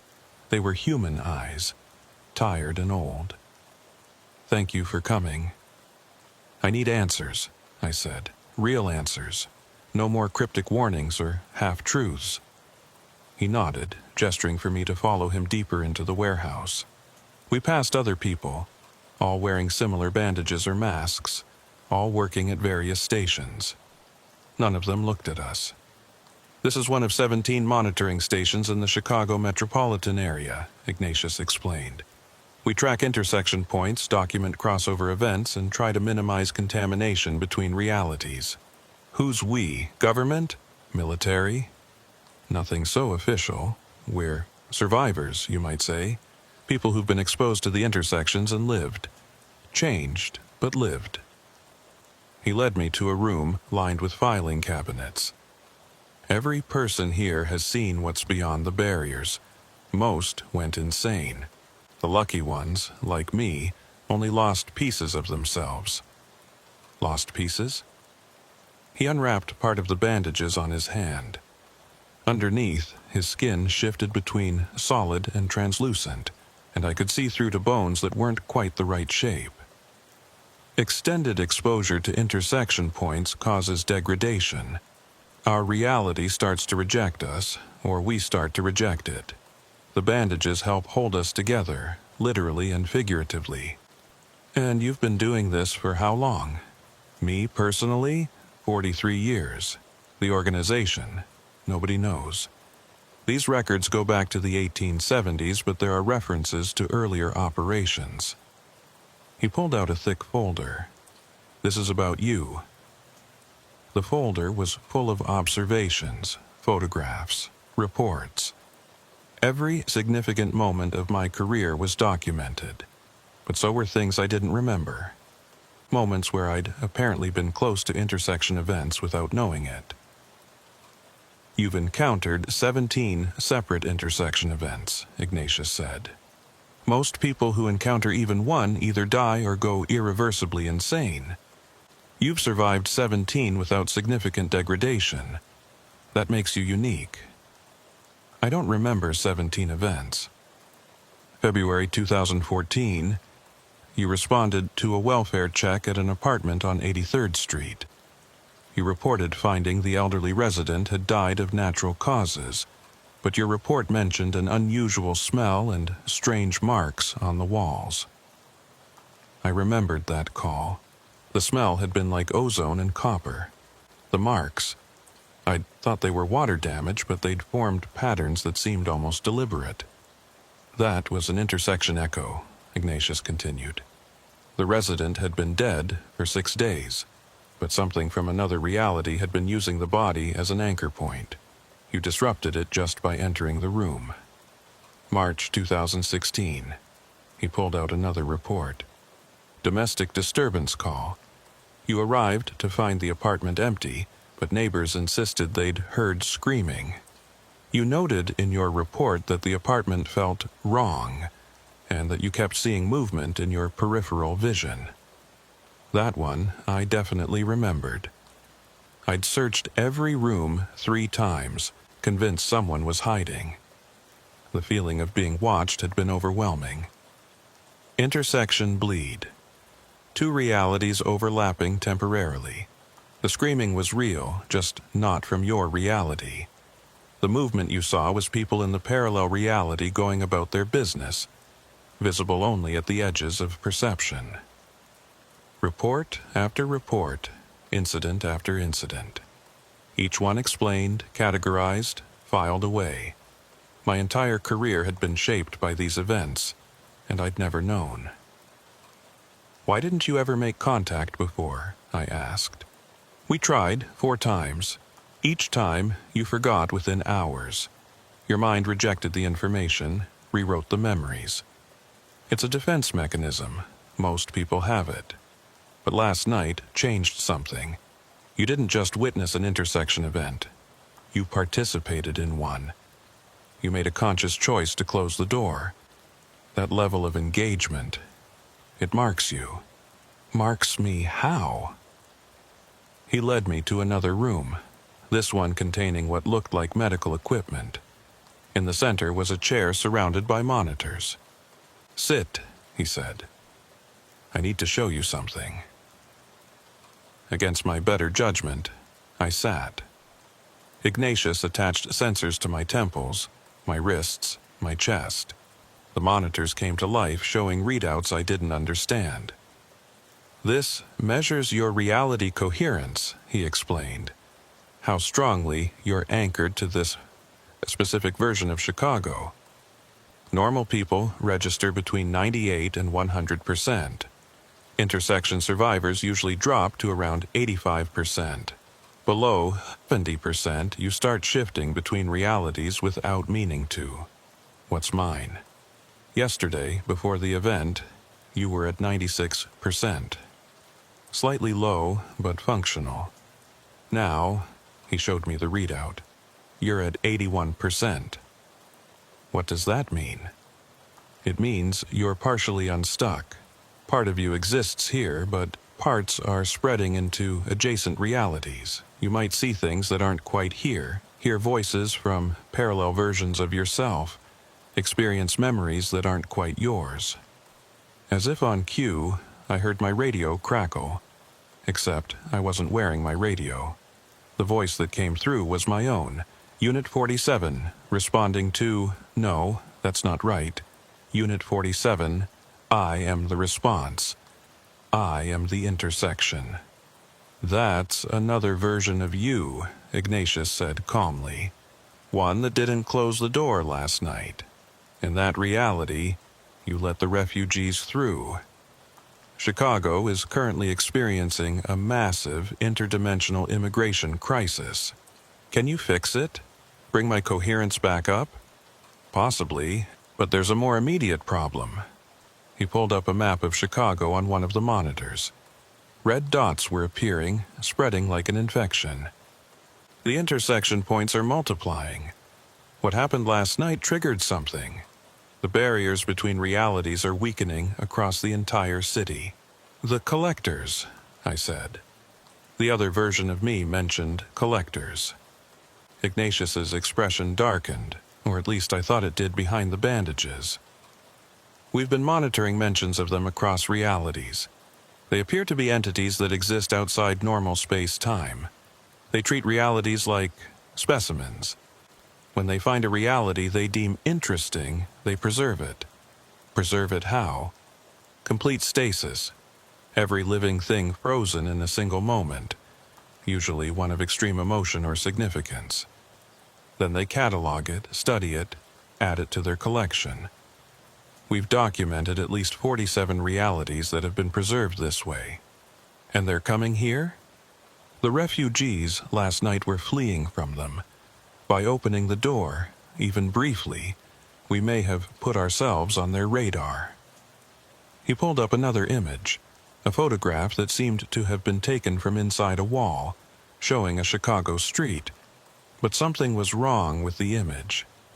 The people on the street weren't moving, but they weren't frozen either. They were posed, arranged, like mannequins in a display. "This was taken in Reality 47C 3 days ago," Ignatius said. "The collectors had just arrived. Within 6 hours, the entire reality was preserved. We lost contact with our monitoring station there shortly after. How do we stop them? We don't, we hide. We make our reality as uninteresting as possible. No more intersection events, no more crossovers, nothing to draw their attention." "But the points are multiplying. You just said, 'I know what I said.'" He stood, pacing. "We're trying to contain them, but we don't have enough people. Every intersection point needs to be monitored, suppressed if necessary. And we need someone with your unique resistance to help." "You want me to join you?" "I want you to survive, we all do. Because if the collectors come here, there won't be anywhere to run." My radio, my actual radio this time, crackled to life. It was Cordelia from Dispatch. "All units, we have multiple reports of strange phenomena across the South Side.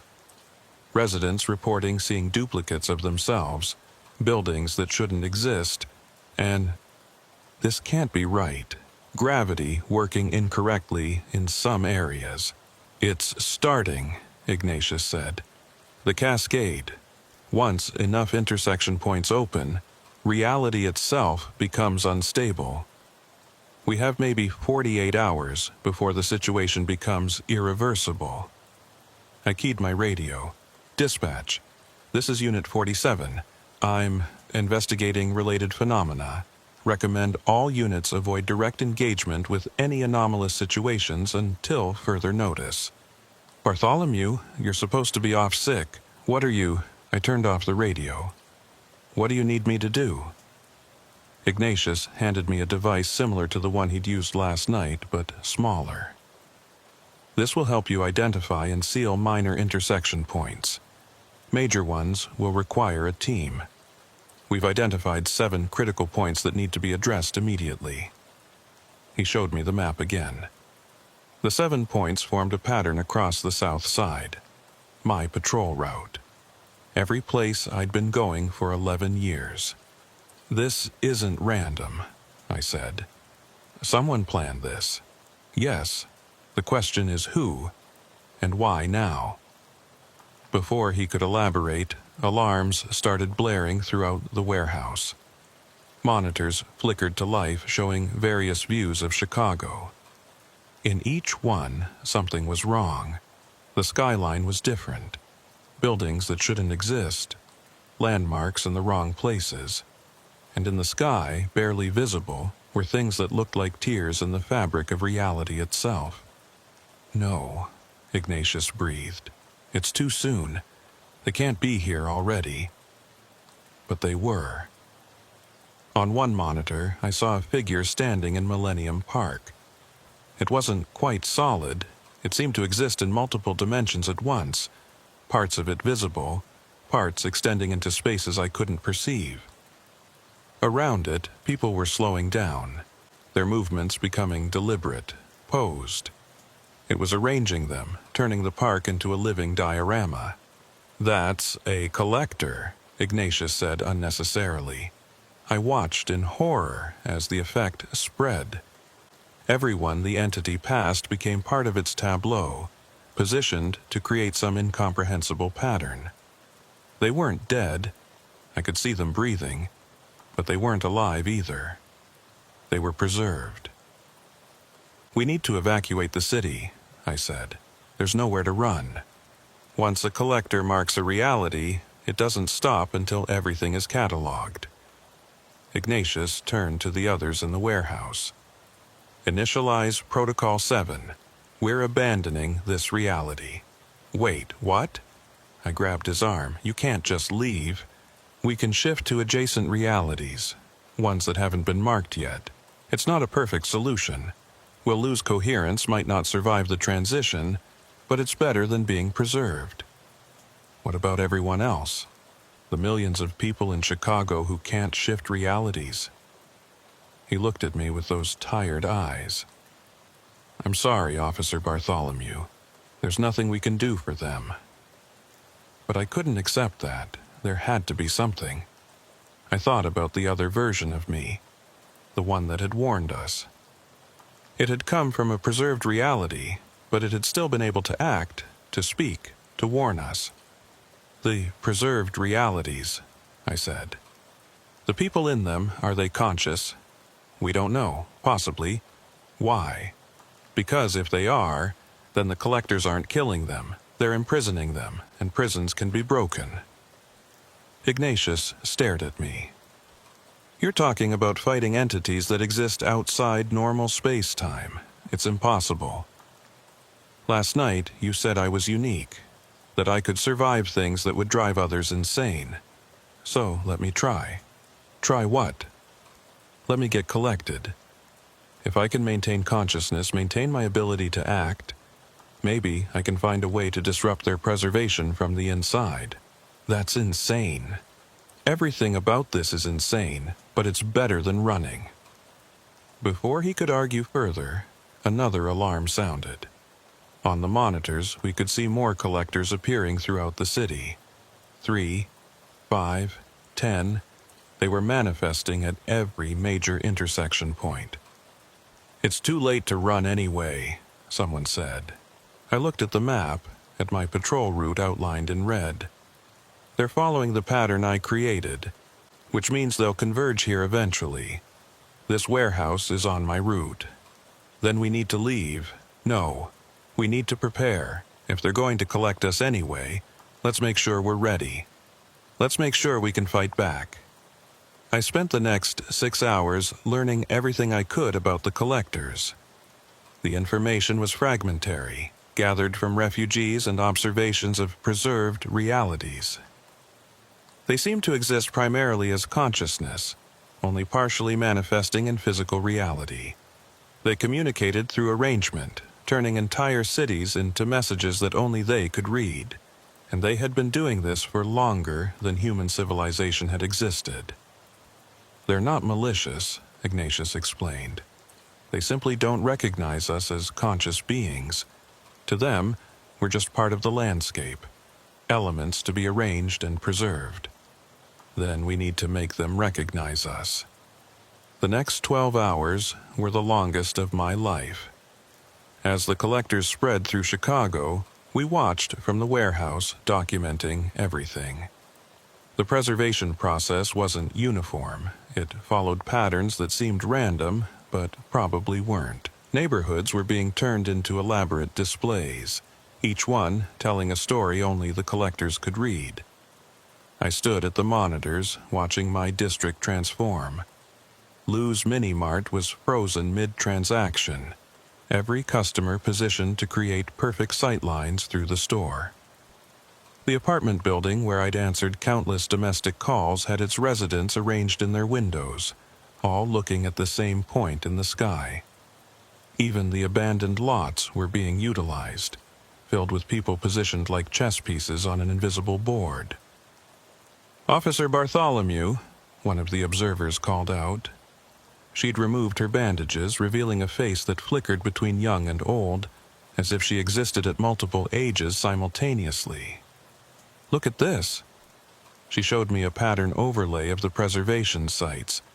They were recreating my patrol route exactly, turning it into a three-dimensional sculpture made of frozen human moments. "They're using your pattern as a template," she said. "Every person being preserved is being placed according to where you would have encountered them on your route." That's when it hit me. They're not just collecting, they're documenting. They're turning my 11 years of patrol into a permanent record. But why your route specifically? I thought about what the false Seraphina had said, that I'd been walking a ritual pattern without knowing it. Because I've been marking the intersection points. Every night, I've been reinforcing the boundaries between realities.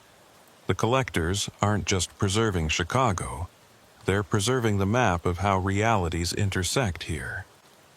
Ignatius approached, carrying a case full of equipment.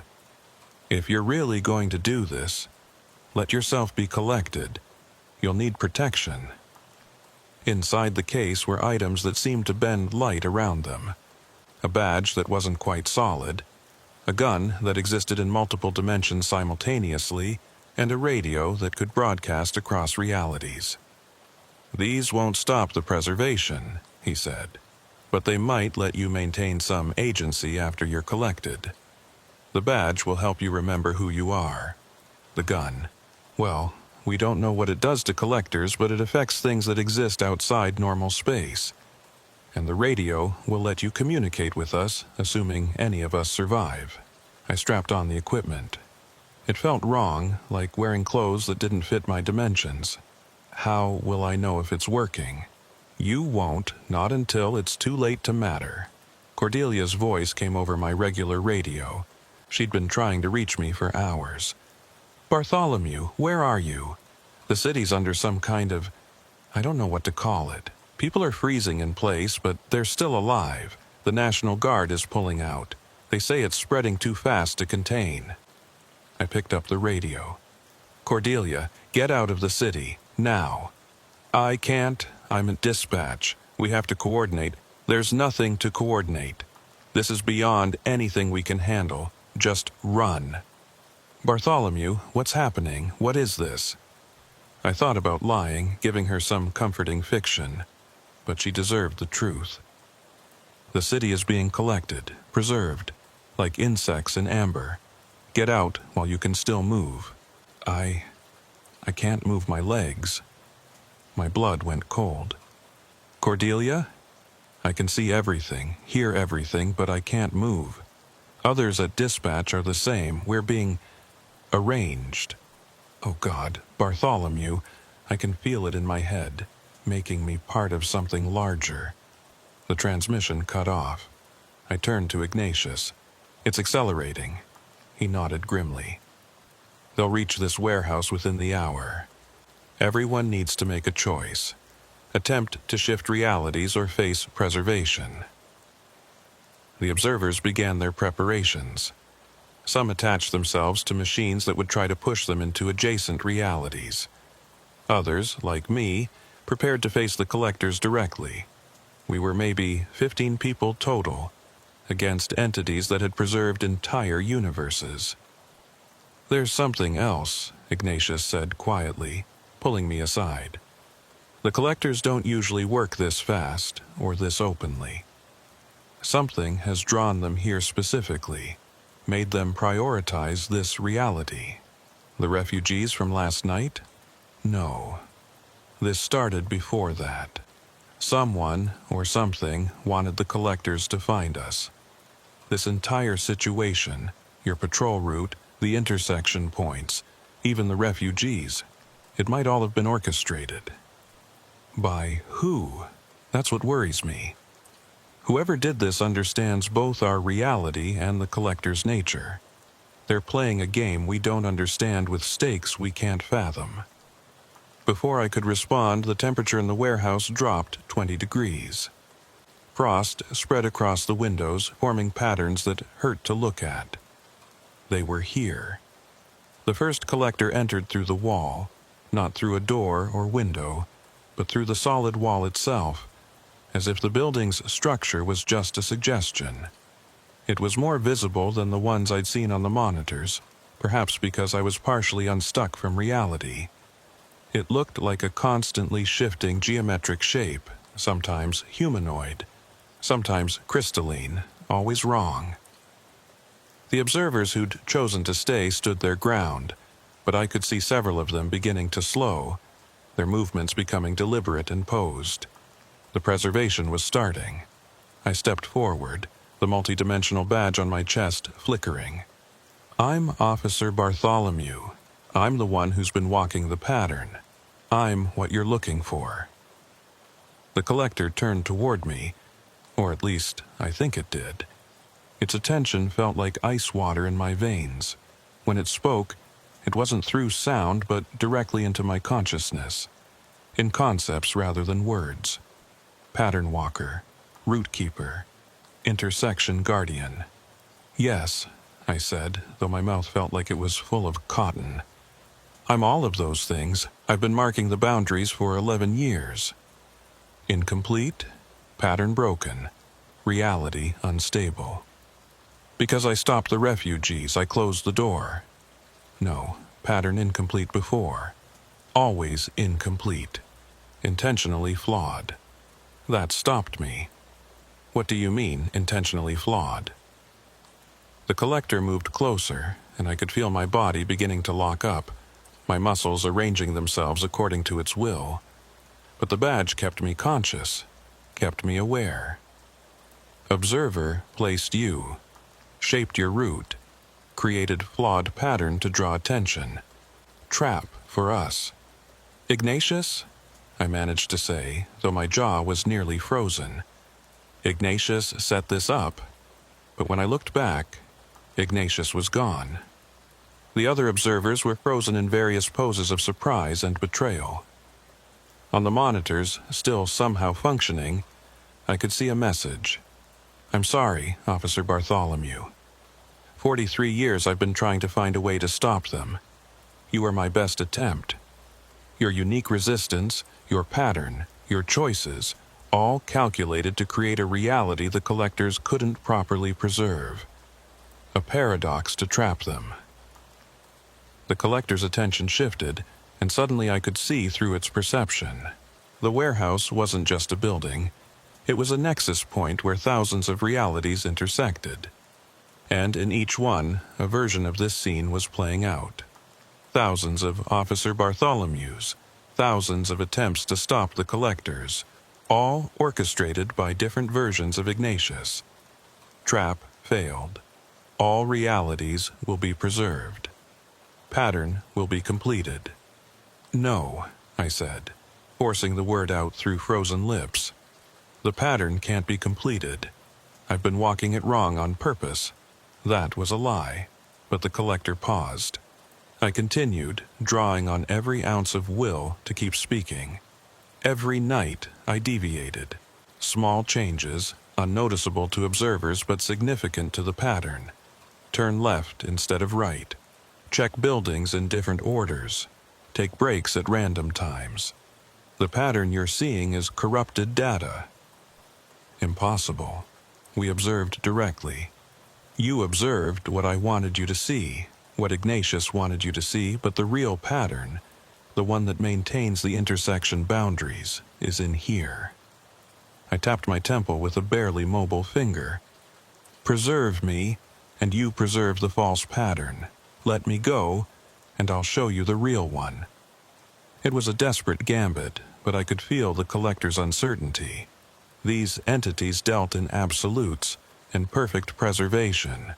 The idea that they'd been recording false data was antithetical to their nature. You would reveal true pattern? Only if you release Chicago. Restore everyone you've preserved here. Unacceptable.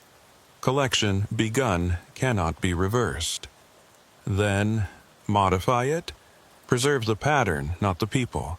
Take the map, leave the city. The collector seemed to consider this. Around us, reality rippled, showing glimpses of other negotiations and other realities. In some, I was already fully preserved. In others, the collectors had never arrived. In one, Chicago was a crater, destroyed rather than collected. Then, something unexpected happened. Another voice entered my consciousness, not a collector, but something else, something older. The pattern walker speaks truth in ignorance. The design is flawed by design. Release this reality. It is poisoned for preservation. The collector recoiled if something that existed in multiple dimensions could recoil. Who interferes? The one who built the first patterns. The one who taught the first observers. The one you have been seeking across infinite realities. The warehouse suddenly filled with light. Not regular light, but something that illuminated things that shouldn't be visible. I could see the true forms of the collectors, vast networks of consciousness that existed across multiple universes simultaneously, but I could also see something else, something that made the collectors seem small.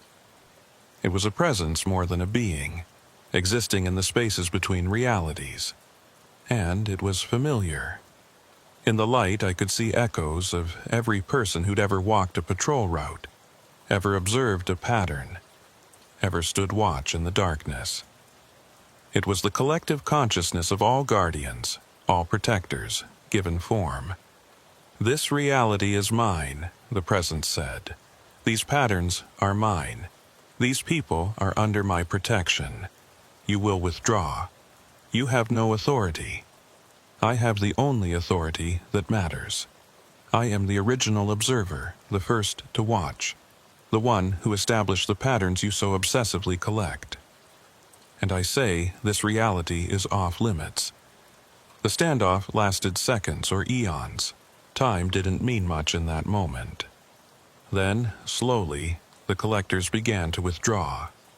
Not just from the warehouse, but from Chicago entirely. On the monitors, I could see people beginning to move again, confused but free. But as they withdrew, one collector turned its attention to me one last time. You are marked, Pattern Walker. We know you now. In every reality, across every possibility, we will remember you. And one day, when the protection fails, we will return for you specifically.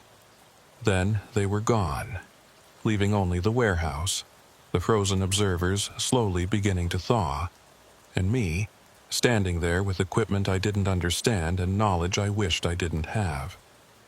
The presence lingered for a moment longer. You did well, Officer Bartholomew. The pattern holds because of you. Continue your patrol. Watch the boundaries. Keep the darkness at bay. What are you? I asked. I am what you are, multiplied by infinity. Every protector who ever lived, will live, or could live. I am the concept of guardianship given form. And as long as someone walks the watch, I exist. Then it too was gone, leaving me alone with the slowly recovering observers. Ignatius reappeared an hour later, looking haggard and older than before. Parts of him were missing, not physically, but dimensionally. He existed less than he had before. I'm sorry, he said. I had to try something. 43 years of watching realities get collected. and I had to try something. You used me as bait. I used your pattern as a lure, but I didn't expect that. The original observer is a myth, a legend among those who work the intersections. I didn't think it was real. It's real because we make it real, I said, understanding finally dawning. Every time someone protects others, stands watch, walks a patrol, we add to it. We create our own guardian entity through repetition and intent.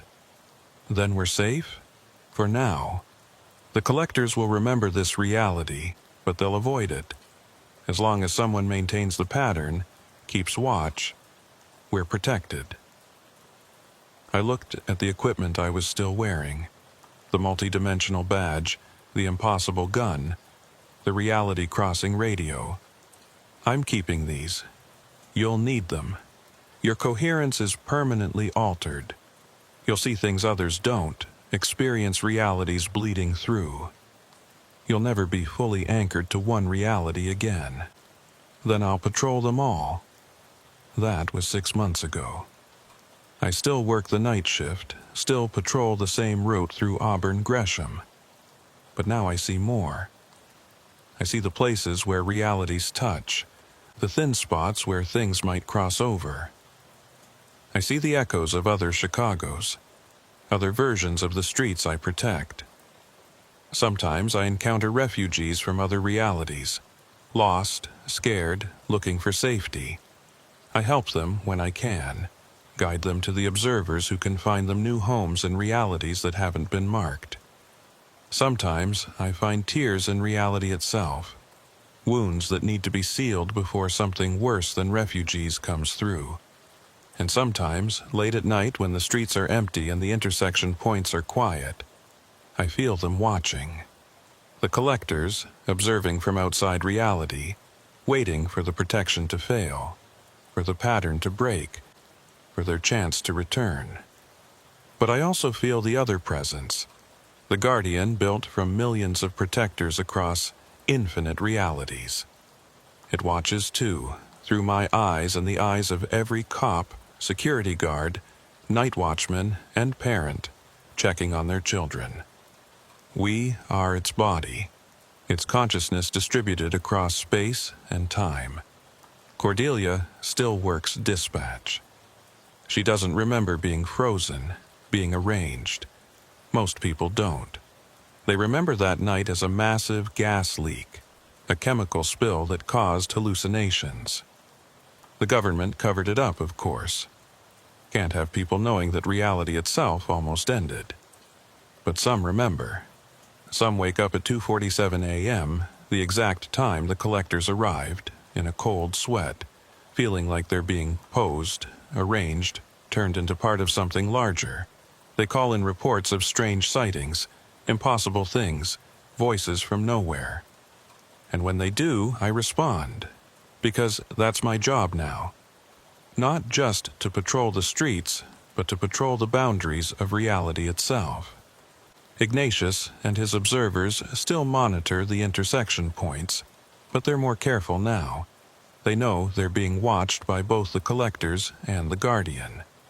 They document, they observe, but they don't interfere unless absolutely necessary. Last week, I got a call from Witness Ignatius, not the one from our reality, but one from a parallel Chicago where the collectors succeeded.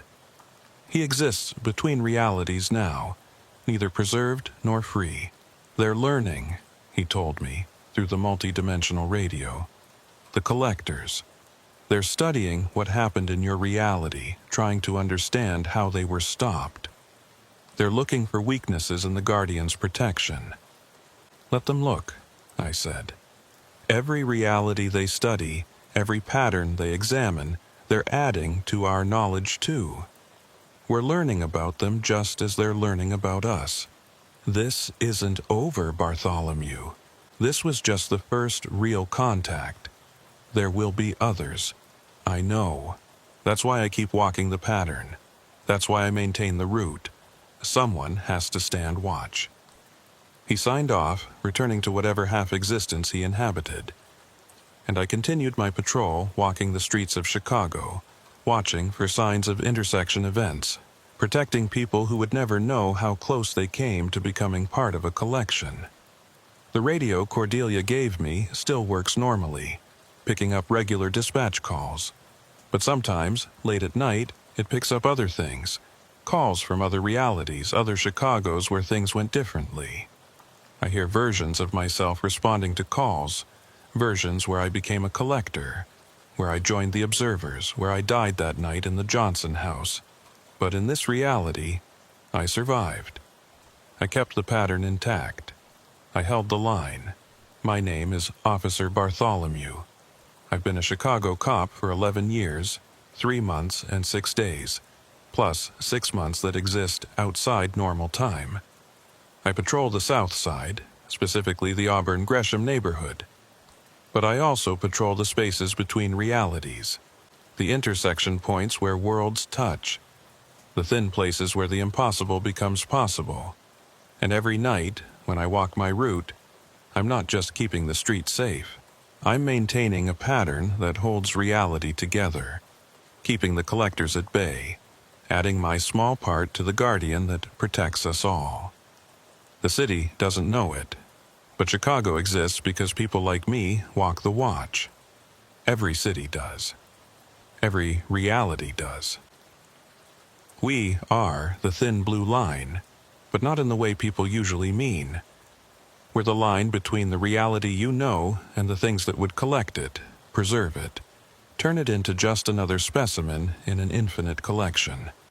So when you see a cop walking their beat late at night, alone under the streetlights, remember they might be doing more than just patrolling.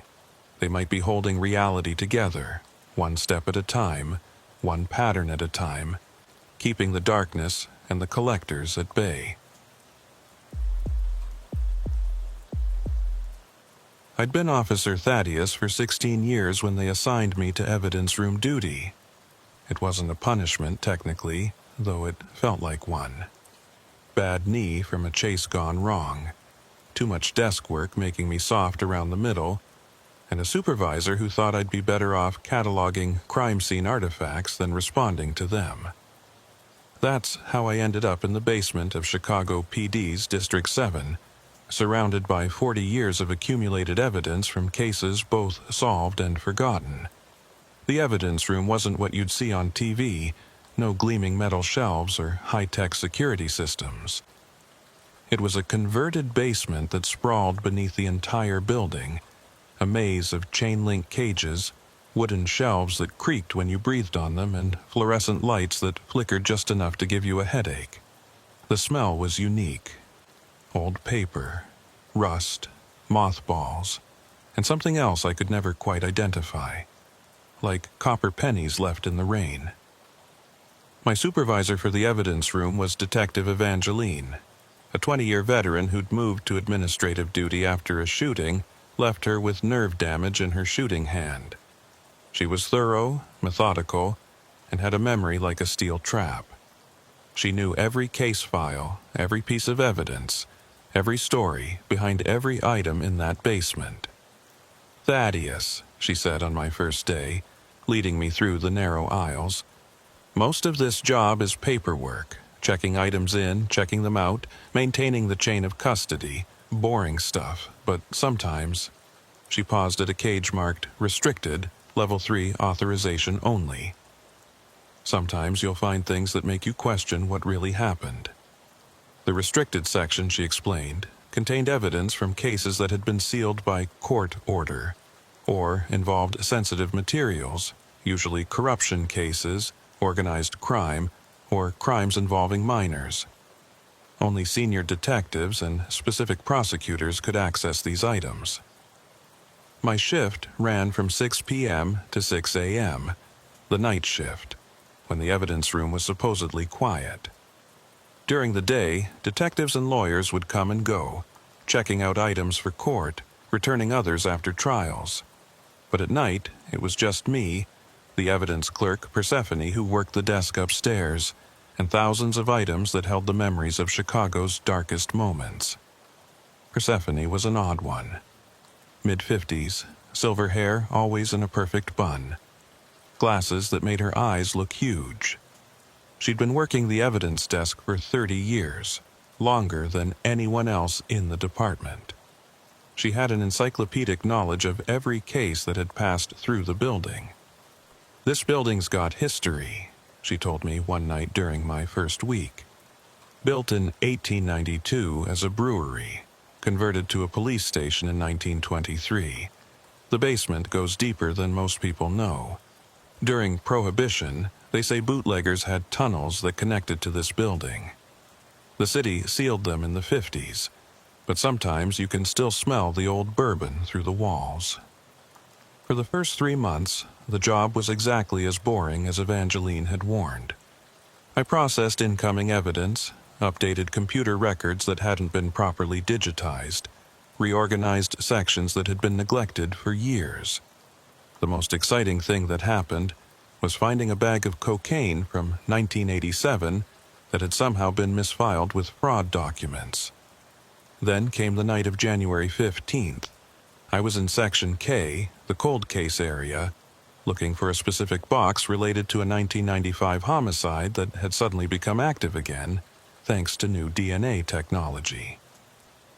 The cases here went back to the 1960s, some even older. Most would never be solved, their evidence gathering dust, their victims forgotten by everyone except the families who still called, asking for updates that would never come. The box I needed was on a high shelf, requiring the rolling ladder that squeaked like it was dying. As I climbed up, my flashlight illuminated the boxes around my target. Most had neat labels. Case 9995-3847, Homicide, Johnson, M. Or Case 1987-2234, Robbery, Multiple Victims. But behind them, pushed against the wall, was an older box I hadn't noticed before. It was from 1968, according to the faded label. Case number 1968-001, Multiple Homicides. Suspect, Barnabas, LNU. Sealed by court order, 1969. LNU. Last name unknown. That was unusual for a case that had gone to court. I pulled out my notebook to log it for Evangeline, but something about the box made me pause. Unlike the others, covered in decades of dust, this one had finger marks in the dust as if someone had handled it recently. I shouldn't have opened it. Protocol was clear. Sealed cases required authorization. But the lock had been cut, probably years ago, and never replaced. Someone had already broken protocol. Inside were photographs, dozens of them, all black and white, all showing crime scenes from the late 1960s. 7 different women, all found in their apartments, all positioned in the exact same pose, seated at their kitchen tables, hands folded, heads tilted slightly to the left, eyes closed. The killer had arranged them after death. That much was clear from the blood patterns. But it was the last set of photos that made my blood run cold. They were taken at a house on the south side, address listed as 4782 South Wallace Street. The same address I'd read about in recent reports. The Wallace Street murders from 6 months ago. Different decade, same location, same type of ritualistic positioning. Beneath the photos was a detective's report, typewritten on an old machine. Suspect Barnabas, first name only provided, arrested October 31st, 1968, in connection with 7 homicides. Suspect claimed victims were chosen for preservation and that he was maintaining a necessary collection. Suspect exhibited signs of severe psychosis, speaking to invisible entities and claiming the victims were still conscious in their final moments. Suspect found dead in holding cell November 2nd, 1968. Cause of death, asphyxiation. No signs of struggle. Cell door remained locked. Officer on duty reported no unusual activity. There was more. Evidence bags containing hair samples, fibers, a leather journal filled with ravings about preservation and the eternal moment. But what caught my attention was a note paper-clipped to the inside of the box lid, written in different handwriting. Check 1943 files, similar MO. Check 1987 files, pattern continues, E. The E had to be Evangeline. She'd been through this box. I heard footsteps in the aisle and quickly closed the box. Persephone appeared around the corner, moving silently despite her age. "Finding what you need, Officer Thaddeus?" "Just the 95 case," I said, grabbing the correct box. She looked at the Barnabas box, then at me. "Some cases never really close. They just pause between acts. You know about this case?" "I know about all of them. 30 years at this desk, you hear things, see patterns others miss."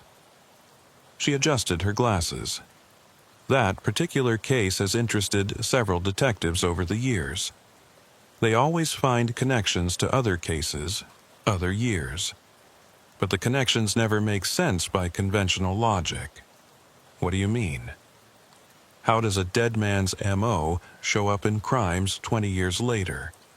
How do crime scenes from 1943 match ones from 1968, which match ones from 1987? She smiled thinly. "Detective Evangeline has a theory. You should ask her about it."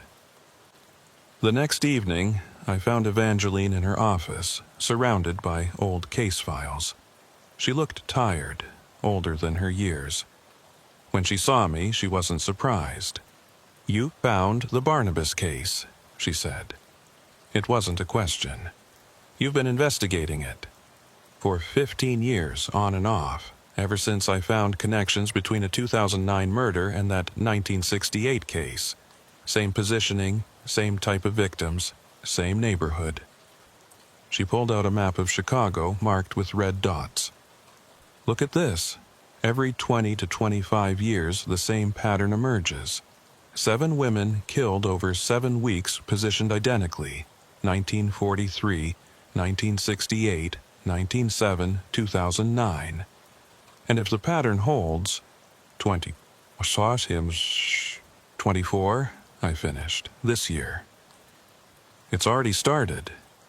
3 weeks ago, a woman named Patricia Wells was found in her apartment on the south side, positioned at her kitchen table, hands folded, head tilted left.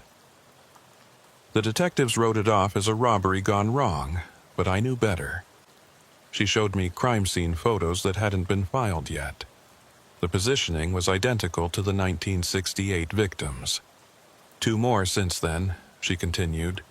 Maria Santos and Jennifer Chen. Same positioning, same neighborhood, all within a 6-block radius of Wallace Street. We need to alert. Alert who? Tell them what? That a pattern from a dead suspect is repeating itself? That someone is copying crimes from sealed files that supposedly no one has access to? She laughed bitterly. I tried that in 2009. They said I was seeing patterns that weren't there, that I was burned out. That's how I ended up in evidence instead of on the street. But if people are dying, they are. And more will, unless we figure out who has access to these old cases and why they're recreating them. She leaned forward. Thaddeus, I requested you for this position specifically. Your record shows you're observant, methodical, and most importantly, you don't dismiss things just because they seem impossible. What are you saying? I'm saying someone in this building is either copying these crimes or has been committing them all along. Someone with access to the evidence room, who knows the patterns, who's been here long enough to span multiple iterations. That's impossible. The killer from 1968 died. A man named Barnabas died. But what if Barnabas wasn't one person? What if it's a name that gets passed down? A role that someone assumes? She pulled out employment records. Look at this. In 1943, there was a janitor named Barnabas working in this building. In 1968, a different Barnabas was working as a file clerk. In 1987, B. Barnabas in maintenance. 2009, Barnabas Smith in IT. Common name, is it? When's the last time you met someone named Barnabas? She had a point. There's more, she said. Persephone, our evidence clerk. She's been here 30 years, she says, but I found employment records going back to 1952 for a P. Persephone. Same description, silver hair, large glasses. Could be her mother, could be a relative, or it could be her lying about her age. I had the same thought, so I did some digging. Found a photograph from a department Christmas party in 1964. She handed me a faded black and white photo.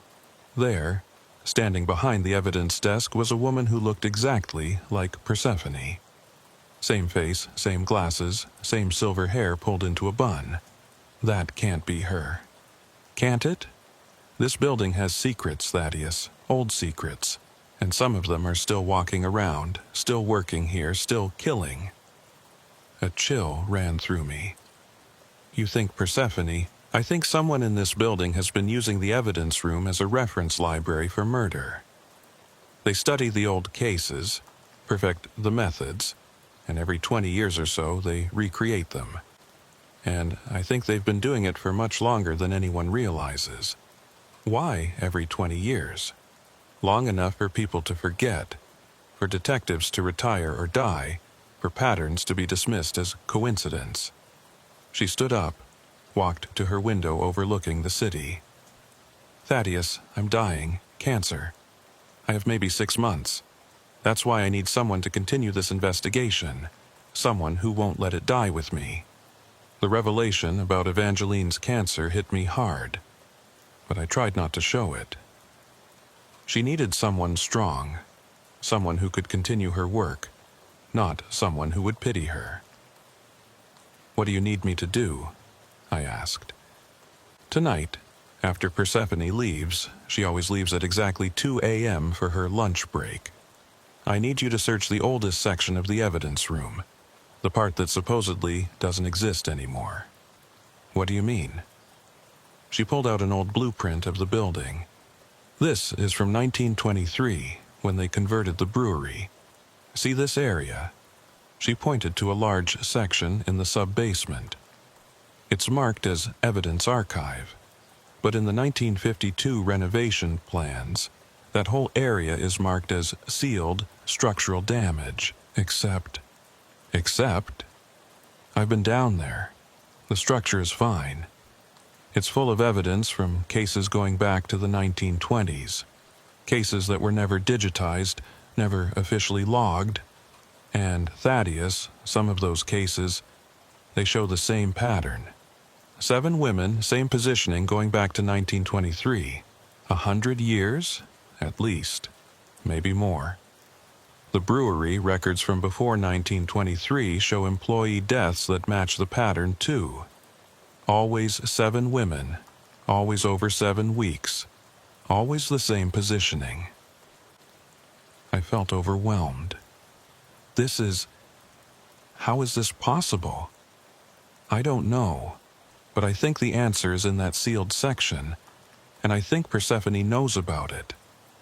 Maybe she's involved, maybe she's just been turning a blind eye, but she knows. That night, I waited until 2 a.m. True to Evangeline's word, Persephone left for her break, something I'd never seen her do before. She usually ate at her desk, never leaving her post, but at exactly 2 a.m. she stood, put on her coat, and walked out without a word.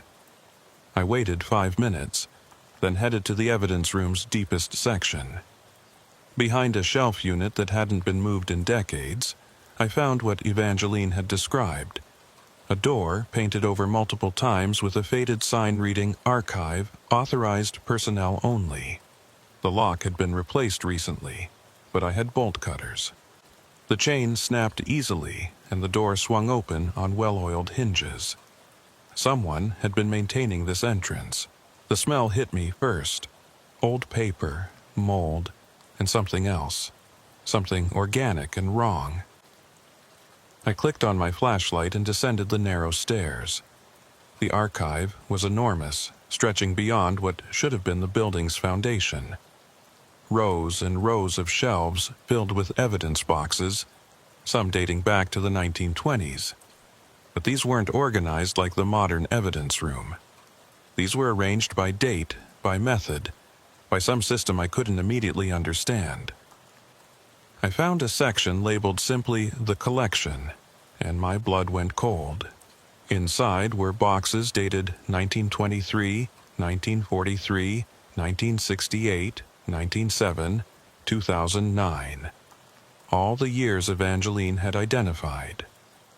Each box contained similar contents. Photos of 7 women, all positioned identically, all killed over exactly 49 days. But there were more years: 1901, 1878, 1854. The photos gave way to daguerreotypes, then to detailed sketches. The pattern went back further than the building, further than the police department itself. I was so absorbed in the discovery that I didn't hear the footsteps until it was too late. "Officer Thaddeus." I spun around. Persephone stood at the bottom of the stairs, but she looked different. Younger somehow, despite her silver hair. Her eyes behind those large glasses were sharp, predatory. "You're not supposed to be here," she said calmly. "Neither are you." She smiled. "Oh, but I am. I've always been here. Since 1923, when my grandmother started working the evidence desk, and her mother before her, when this was still a brewery. We've always been the keepers of the collection. The murders are not murders. They're preservation. Every 21 years, 7 women are chosen. They become part of Chicago's history, part of its pattern. It's a tradition older than this city. You're insane. Am I? Look around you, officer. Look at all this evidence of crime, violence, death. Chicago is built on blood. The stockyards, the gang wars, the serial killers. Violence is in the city's DNA. The collection simply concentrates it. 7 deaths every 21 years to prevent hundreds more. That doesn't make sense, doesn't it? Check the crime statistics for the years after each collection. They drop significantly. It's as if the city's bloodlust is satisfied for a time. She moved closer, and I noticed she was holding something. An old police revolver, the kind that hadn't been used in decades. My family has maintained this balance for over a century. We don't kill them ourselves. We simply ensure the pattern continues. Who kills them? The city does. It chooses someone who understands the need for preservation. In 1968, it was a man who called himself Barnabas. In 1987, it was a woman named Barbara. In 2009, a different Barnabas. The name changes, but the role remains. And now? Now it's 2024, and 3 have already been chosen. 4 more will complete the pattern. She raised the gun slightly. Unless someone interferes. Evangeline knows about this. Detective Evangeline suspects, but she's dying, and soon her suspicions will die with her. Cancer is tragic, but sometimes convenient. You gave her cancer? Don't be ridiculous. I'm a record keeper, not a poisoner. But I knew about it before she did. Access to medical records is one of the perks of my position. So you're just going to let 4 more women die? I'm going to ensure the pattern completes. It's what my family has always done. We're the witnesses, the record keepers. We ensure the collection is properly documented, properly preserved. And if I try to stop it, she sighed, then you'll become evidence yourself. It wouldn't be the first time someone had an accident in these old tunnels. The building has so many dangerous areas, so many places where someone could fall, hit their head, disappear. I thought about my options. I was alone, she was armed, and no one knew I was down here. But I also knew something she didn't. I'd been recording our entire conversation on my phone. You're right about the building being dangerous. I said. "But you're wrong about no one knowing I'm here." Her eyes narrowed. "You're bluffing. Evangeline sent me here. If I don't report back, she'll send others. At 2:30 in the morning, I doubt it." We stood there in standoff, surrounded by a century of evidence, a century of patterns. Then I heard something that made both of us freeze. Footsteps above us, multiple sets, moving fast. "Police! Evidence room search!" The voice was loud, authoritative. Persephone's face went pale. "You called them?" "No, but Evangeline did. She knew you'd show yourself if I came down here alone." The footsteps were on the stairs now. Persephone looked at the gun in her hand, then at me, then at the endless rows of evidence. For a moment, I thought she might shoot. Then she set the gun down on a shelf, very carefully, as if it was just another piece of evidence to be catalogued. 100 years of tradition, she said softly, ended by one curious cop. Traditions based on murder need to end. She laughed, but there was no humor in it. "You think stopping me stops the pattern? The city has a will of its own, Officer Thaddeus. It demands blood, and it will have it, one way or another." The collection was a way to control it, to limit it. Without us, without the pattern, the violence will be random, chaotic, worse. The police burst in, weapons drawn. Leading them was Detective Evangeline herself, looking frail but determined. "Persephone Mills," she said, "you're under arrest for conspiracy to commit murder, tampering with evidence, and about a dozen other charges I'll figure out once we process all this." As they cuffed Persephone, she looked at me one last time. "The fourth victim will be chosen tomorrow night. The killer is already in motion. I was the only one who knew how to identify them, how to stop them. Without me, the remaining 4 will die, and you'll never catch who's doing it." Persephone was processed and held without bail. The evidence room's secret archive was sealed off as a crime scene. But her warning haunted me. 4 more women would die, and we had no idea who the killer was. Evangeline and I spent the next 18 hours going through everything we'd found in the archive. The pattern was consistent. Every 21 years, 7 women, all living alone, all between the ages of 25 and 35, all killed in their homes and positioned identically. But the killer's identity changed each time, and there were no clear connections between them. "Look at this," Evangeline said, showing me a report from 1987. The killer that year was Barbara Nolan, a nurse at Chicago General. She confessed to all 7 murders, said she was completing the collection, hung herself in her cell before trial. And 2009? Barnabas Smith, IT worker, also confessed, also killed himself. Same with the 1968 Barnabas. She rubbed her temples. They all use variations of the same name. They all confess, and they all die before they can be properly questioned. Like they're programmed to do it. Or chosen. Persephone said the city chooses them. What if she wasn't being metaphorical? What if there's some kind of selection process? I thought about it. She said her family were the witnesses, the record keepers. What if they don't just document the pattern? What if they guide it? Choose vulnerable people, manipulate them somehow. But how? And who's doing it now if Persephone is in custody? My phone rang. It was Detective Morrison from Homicide. "Thaddeus, we've got another one. Woman found dead in her apartment on South Princeton. Same positioning as the others. The 4th victim." We arrived at the scene within 20 minutes.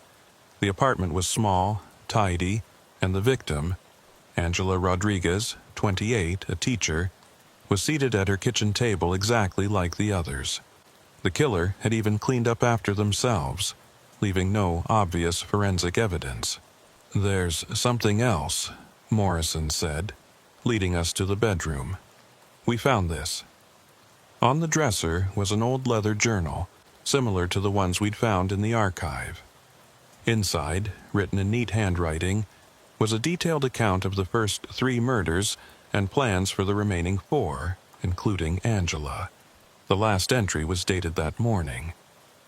Whoever wrote this knew we arrested Persephone, Evangeline said. They're accelerating the timeline. I studied the handwriting. It was different from Persephone's, more masculine, but there was something familiar about it. Then it hit me.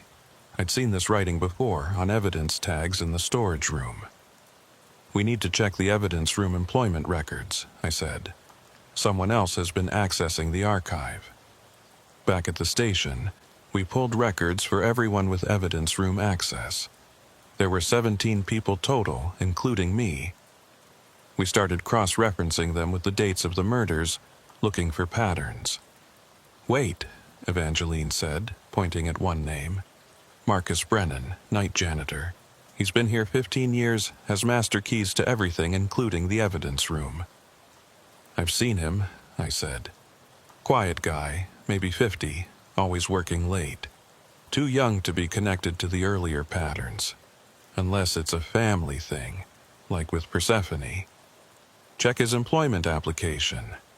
We pulled his file. Under emergency contact, it listed his mother, Barbara Brennan, formerly Barbara Nolan.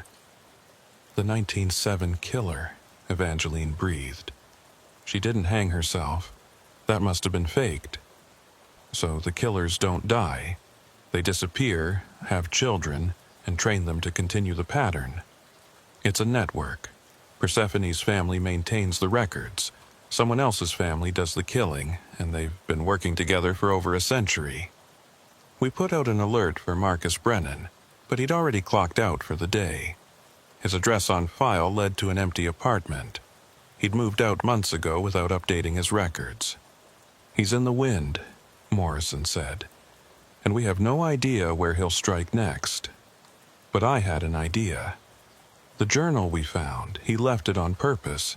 He wants us to know about the pattern, wants us to understand. If we look at the previous victims' addresses, maybe there's a geographical pattern. We mapped out all the victims' locations, going back decades. They formed a rough circle around a specific area, the old Stockyards district, now mostly abandoned industrial buildings. He's got to be hiding somewhere in that area, Evangeline said. Somewhere with access to the old tunnel systems Persephone mentioned. We assembled a task force and began searching the district building by building. It was slow, frustrating work.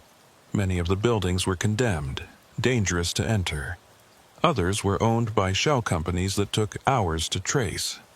Then, 2 nights later, we got a break. A patrol unit spotted someone matching Brennan's description entering an abandoned meatpacking plant. By the time we arrived, he was gone. But we found something else. A makeshift living space in the plant's basement, connected to the old tunnel system. The tunnels were a maze, but Brennan had marked his path with chalk symbols. We followed them deeper and deeper, until we reached a large chamber that must have been part of the original brewery. And there we found them, 3 women, unconscious but alive, seated at a long table. The final 3 victims, Evangeline said.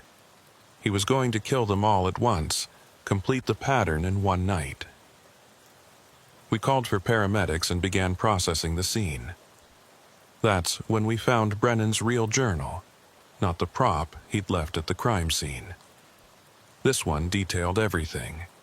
The history of the pattern, the families involved, the belief system behind it. According to the journal, the pattern started in 1854 with the city's first serial killer, who believed that sacrificing 7 women would appease the spirit of Chicago and prevent greater disasters. The Stockyard fires of 1865, the Great Chicago Fire of 1871, both happened when the pattern was interrupted. The families had been maintaining it ever since. convinced that without these ritualistic murders, Chicago would face catastrophe. "It's insane," Morrison said, reading over my shoulder. "But they believe it," Evangeline replied. "And they've convinced others. Look at this list. Judges, cops, city officials who knew about the pattern and allowed it to continue because they bought into the superstition." The list included names I recognized, people still in positions of power. The conspiracy was bigger than just two families. It was a network of believers, all convinced that 7 deaths every 21 years was a small price to pay for the city's survival. We arrested 12 people that night based on the journal's information. But Marcus Brennan was still missing. I was heading home the next morning, exhausted, when my phone rang. Unknown number. "Officer Thaddeus?" The voice was calm, measured. "Marcus Brennan. Where are you?" "That's not important. I wanted you to know that you've disrupted something you don't understand. The pattern isn't superstition, it's balance. Chicago was built on violence, and violence demands its due. You're a killer, hiding behind mythology." "Am I? Check the news today, officer. See what happens when the pattern breaks." He hung up. I turned on the radio and the news was full of it. A massive gang shooting on the south side, 12 dead. A family annihilated in Lincoln Park. A spree killer targeting random victims downtown. In one day, Chicago had seen more murders than it usually saw in a month. "Coincidence," Evangeline said when I called her. "Or copycat crimes inspired by the media coverage of the collection murders." But doubt crept in. What if the believers were right? What if the pattern, horrible as it was, actually did keep something worse at bay? That evening, I went back to the evidence room, now empty and sealed off.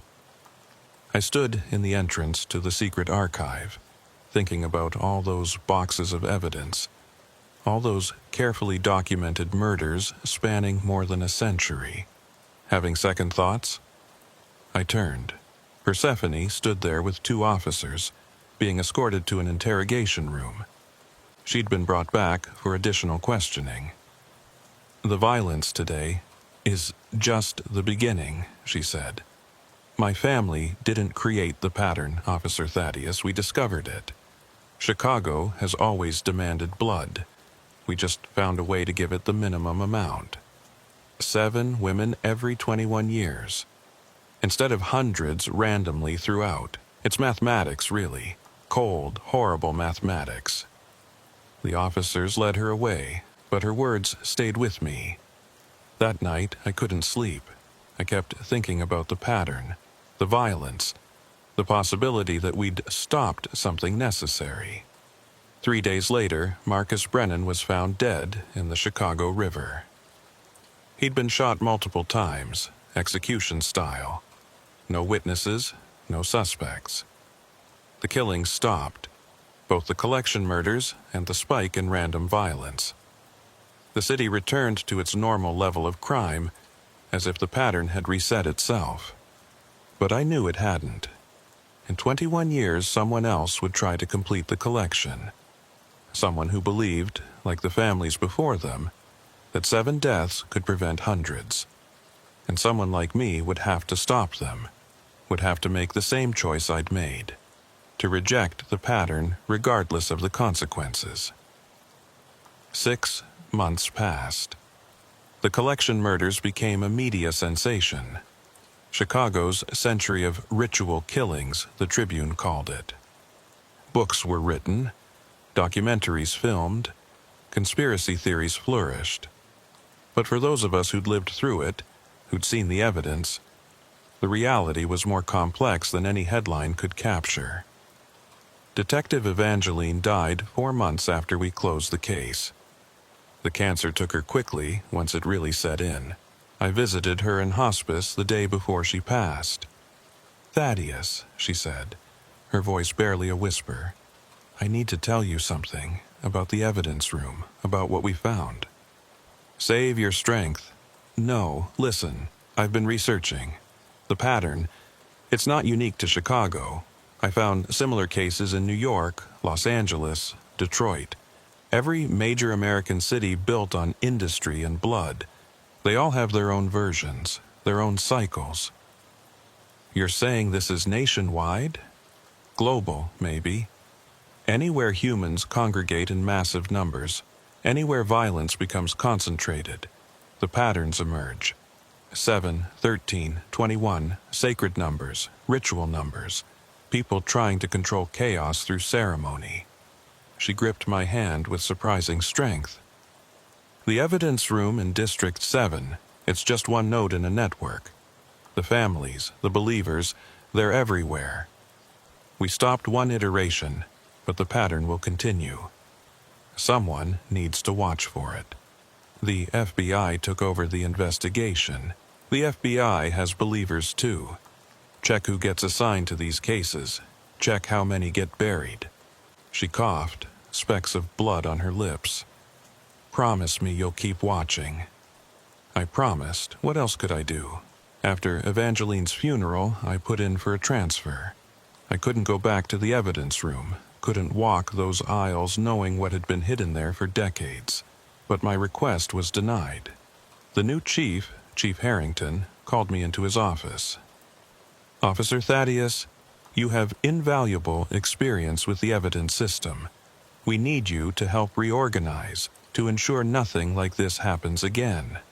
Sir, with respect, I think fresh eyes would be better. The decision is made. You'll be working with our new evidence supervisor to implement better oversight protocols.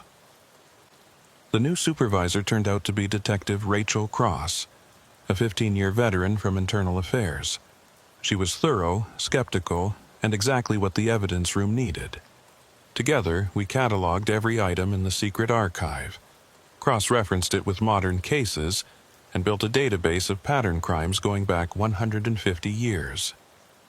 Jesus, she said one evening, looking at our work. There are dozens of patterns. The collection is just one. Look at this. Every 13 years, 3 children disappear from the same neighborhood in Bridgeport. Every 9 years, a family of 4 is murdered in Lincoln Park.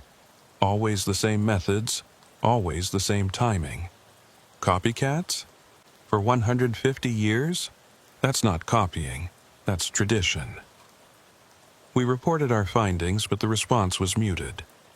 The official line was that these were coincidences, that pattern-seeking humans were seeing connections where none existed. But privately, several senior detectives approached me. "You did good work stopping the collection," Detective Morrison said one night over beers. "But some of us think maybe it shouldn't have been stopped. You believe 7 women should die? I believe in math. 7 deaths every 21 years versus the spike in violence when the pattern breaks. You saw what happened those 3 days. 47 dead. If that happens every time the pattern is interrupted, then we find another way to prevent violence, not human sacrifice." He shrugged. Maybe. Or maybe some solutions are ugly but necessary. I started keeping my own records, documenting everyone who expressed sympathy for the pattern, everyone who suggested maybe the old ways had merit. The list was disturbingly long, and included people at every level of law enforcement. One night, working late in the evidence room, I heard footsteps in the restricted section. It should have been empty. Only Cross and I had access now. I drew my weapon and moved carefully toward the sound. I found a man standing in front of the collection archive, studying the boxes. He was young, maybe 25, with an intense face and clothes that didn't quite fit the era. Too formal, like something from the 1960s. "Hands up," I commanded. He turned slowly, no fear in his eyes. "Officer Thaddeus, I've been wanting to meet you." "How did you get in here?" "I've always had access. My name is Barnabas." My blood went cold. Barnabas is dead, multiple times over. Barnabas isn't a person. It's a role. Like Persephone was a role. My predecessor failed. but the pattern requires a Barnabas. He smiled sadly. I don't want this responsibility, but someone has to maintain the balance. The pattern is broken. It's over. Is it? Check your crime statistics for the last 6 months. Notice anything unusual? I had noticed. Violent crime was up 32%, the highest spike in decades. The city seemed angrier, more chaotic, but that could be explained by social factors, economic pressure, anything but. You're seeing it, he said. The pattern trying to reassert itself. Without the collection, the violence becomes random, widespread. More people die, just less predictably. So you're here to start it again? I'm here to make you an offer. You stopped the collection, which means you inherited the responsibility. Help me find a better way. 7 deaths is too many, but 0 is too few. Maybe we can reduce it. Maybe we can find volunteers, terminal patients who want their deaths to mean something. You're talking about human sacrifice. I'm talking about damage control. The city demands blood, Officer Thaddeus. The question is whether we give it willingly or let it take randomly. I raised my weapon higher. I'm arresting you. For what? Standing in a room I'm not supposed to access? I'll be out in hours. He walked toward me, hands still visible but unafraid. Think about my offer. You know how to find me. How? The same way you found the archive. The same way you found Marcus Brennan. The pattern always reveals itself to those who need to see it. He walked past me, and I let him. What else could I do? Shoot an unarmed man for trespassing? At the door, he turned back. 17 years until the next collection. That gives us time to find a better solution. Or you can pretend the pattern doesn't exist and watch the body count rise. Your choice, officer. He left, and I stood there among the evidence of a century of ritualistic murder, wondering if he was right. Could evil be managed but not eliminated? Could we reduce suffering by accepting a smaller, controlled amount? I reported the encounter, but the security footage showed nothing. Officially, I'd been alone in the evidence room all night. Detective Cross believed me. She'd seen too much strangeness in the archives to dismiss anything, but there was nothing we could do. 3 weeks later, Persephone Mills was found dead in her cell. The official cause was suicide, but the autopsy showed she'd been dead for hours before the hanging. Someone had killed her and staged the scene. The real Persephone, the keeper of records, had been eliminated. That same night, the evidence room was burglarized. Nothing was taken, but something was left. A single evidence box labeled with next year's date. Inside was a letter addressed to me. Officer Thaddeus, the pattern will continue with or without the old families. New believers are already emerging, people who've seen the statistics, who understand the mathematics of violence. You can't stop them all, but you could guide them. 7 deaths every 21 years was the old way. Perhaps 5 every 25 years would suffice, or 3 every 30. The pattern is flexible. It just requires acknowledgement. Consider this. In the next 17 years, based on current trends, Chicago will see approximately 8,500 murders. If reinstating a modified collection could reduce that by even 10%, you'd save 850 lives at the cost of a few. The math is cold but clear. The new families are organizing. They've studied the archives you so carefully cataloged. They know the history, the methods, the justifications.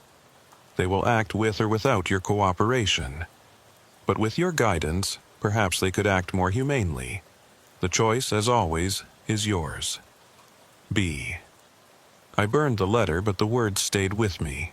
Every murder reported on the news, every grieving family, every senseless act of violence made me wonder, could controlled evil prevent greater evil? It was a devil's bargain, but the devil seemed to be winning either way. Detective Cross found me one morning studying the crime statistics, running the numbers for the 100th time. "You're torturing yourself," she said. "What if they're right? What if the pattern actually works? Then we find a pattern that doesn't require murder. Community intervention, prevention programs, addressing root causes of violence. We've been trying that for decades. Violence adapts." She sat down across from me. "Thaddeus, I've been doing some research of my own. The cities that don't have these patterns, they're not paradises. They have their own problems, their own violence.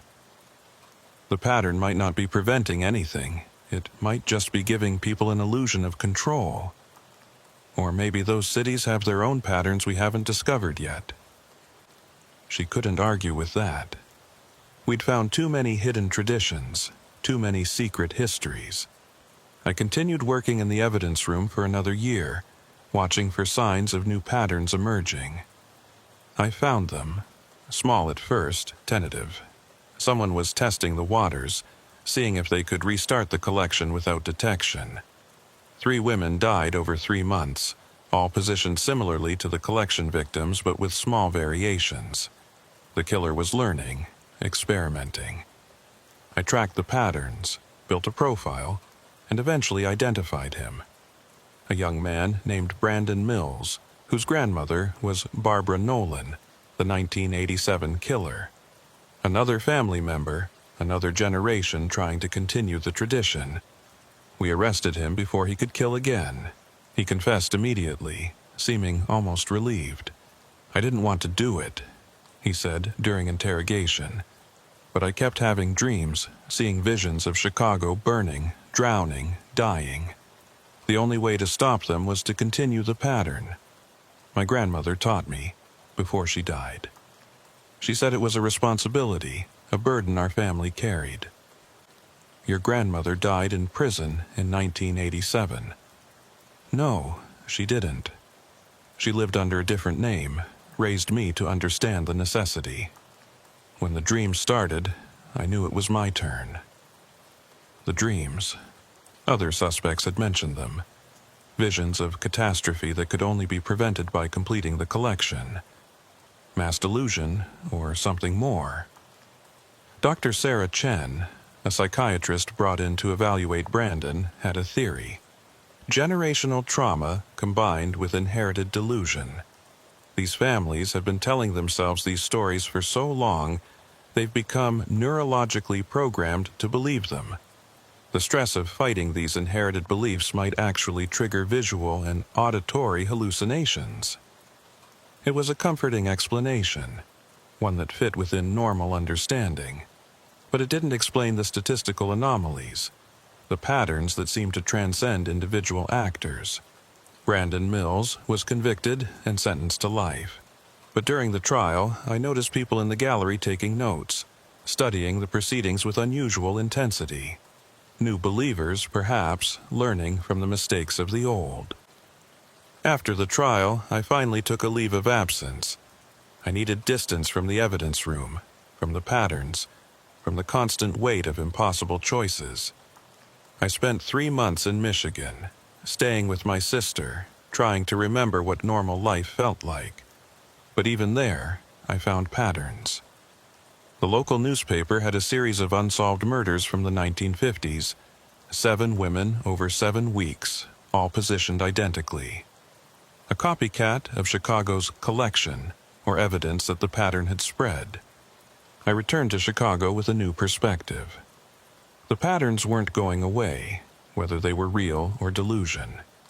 People would continue to believe, continue to kill in service of those beliefs.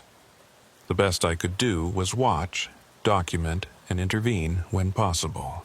Detective Cross had been promoted to oversee all evidence operations for the district. She'd implemented new protocols, better oversight, regular audits. The secret archive was now officially cataloged, studied by academics and FBI behavioral analysts. "We've had 3 attempts to restart various patterns in the last month," she told me when I returned. "All stopped before anyone died thanks to the monitoring systems we put in place. but they keep trying. They always will. As long as people believe violence can be controlled through ritual, someone will attempt it. I returned to duty, but not to the evidence room. I couldn't face those archives again, couldn't walk among the preserved moments of so much death. Instead, I went back to patrol, back to the streets where at least the violence was random, senseless, without the weight of centuries of tradition behind it. But I kept my promise to Evangeline. I watched for patterns, documented anomalies, tracked the believers. I became Chicago's unofficial expert on ritual crime, consulted on cases that didn't quite make sense, that showed signs of being part of something larger. 17 years have passed now since we stopped the original collection. If the pattern holds, someone will try to restart it in 4 years. Already, I'm seeing signs. Graffiti with the 3-circle symbol, whispers in criminal networks about the necessity, a spike in interest about the 2024 murders. I'm older now, close to retirement, with bad knees and too many sleepless nights behind me. But I'll keep watching, because someone has to. Someone has to stand between the believers and their victims, between the pattern and the people it would consume. The evidence room still operates in District 7's basement. New officers work there, unaware of most of its history. Sometimes I visit, walk the aisles, check that the old patterns aren't re-emerging. The secret archive is sealed but not destroyed. We learned that destroying evidence, even of ancient crimes, only drives the believers deeper underground. Last week, I found a note tucked into my locker. The pattern remembers, even if the city forgets. B. Barnabas, or someone claiming the name, is still out there, still watching, still waiting. Maybe planning something for the anniversary, maybe just reminding me that the vigil never ends. Detective Cross thinks I'm paranoid. The new chief thinks I'm obsessed. Maybe they're right, but every time I'm tempted to let it go, to stop watching, I remember Evangeline's words. The pattern will continue. Someone needs to watch for it. So I watch, and I wait. And I hope that when the next iteration begins, and it will begin, someone younger, stronger, and smarter than me will be ready to stop it. Because the truth about Chicago, about any great city built on blood and ambition, is that violence is woven into its foundation. You can't eliminate it, can't cure it, can't wish it away. You can only try to prevent it from organizing, from finding purpose, from becoming something worse than random tragedy. The collection was stopped, but the impulse that created it remains. Somewhere in the city tonight, someone is dreaming of preservation, of control, of turning chaos into order through blood. They're planning, preparing, waiting for their moment. And I'll be waiting too. My name is Officer Thaddeus. I've been a Chicago cop for 21 years now. I work the night shift, patrol the South Side, and watch for patterns that shouldn't exist. Because someone has to. Because the evidence room taught me that the past is never really past, that patterns echo through generations, and that the only thing standing between the city and its darkest traditions is people willing to see them, name them, and stop them.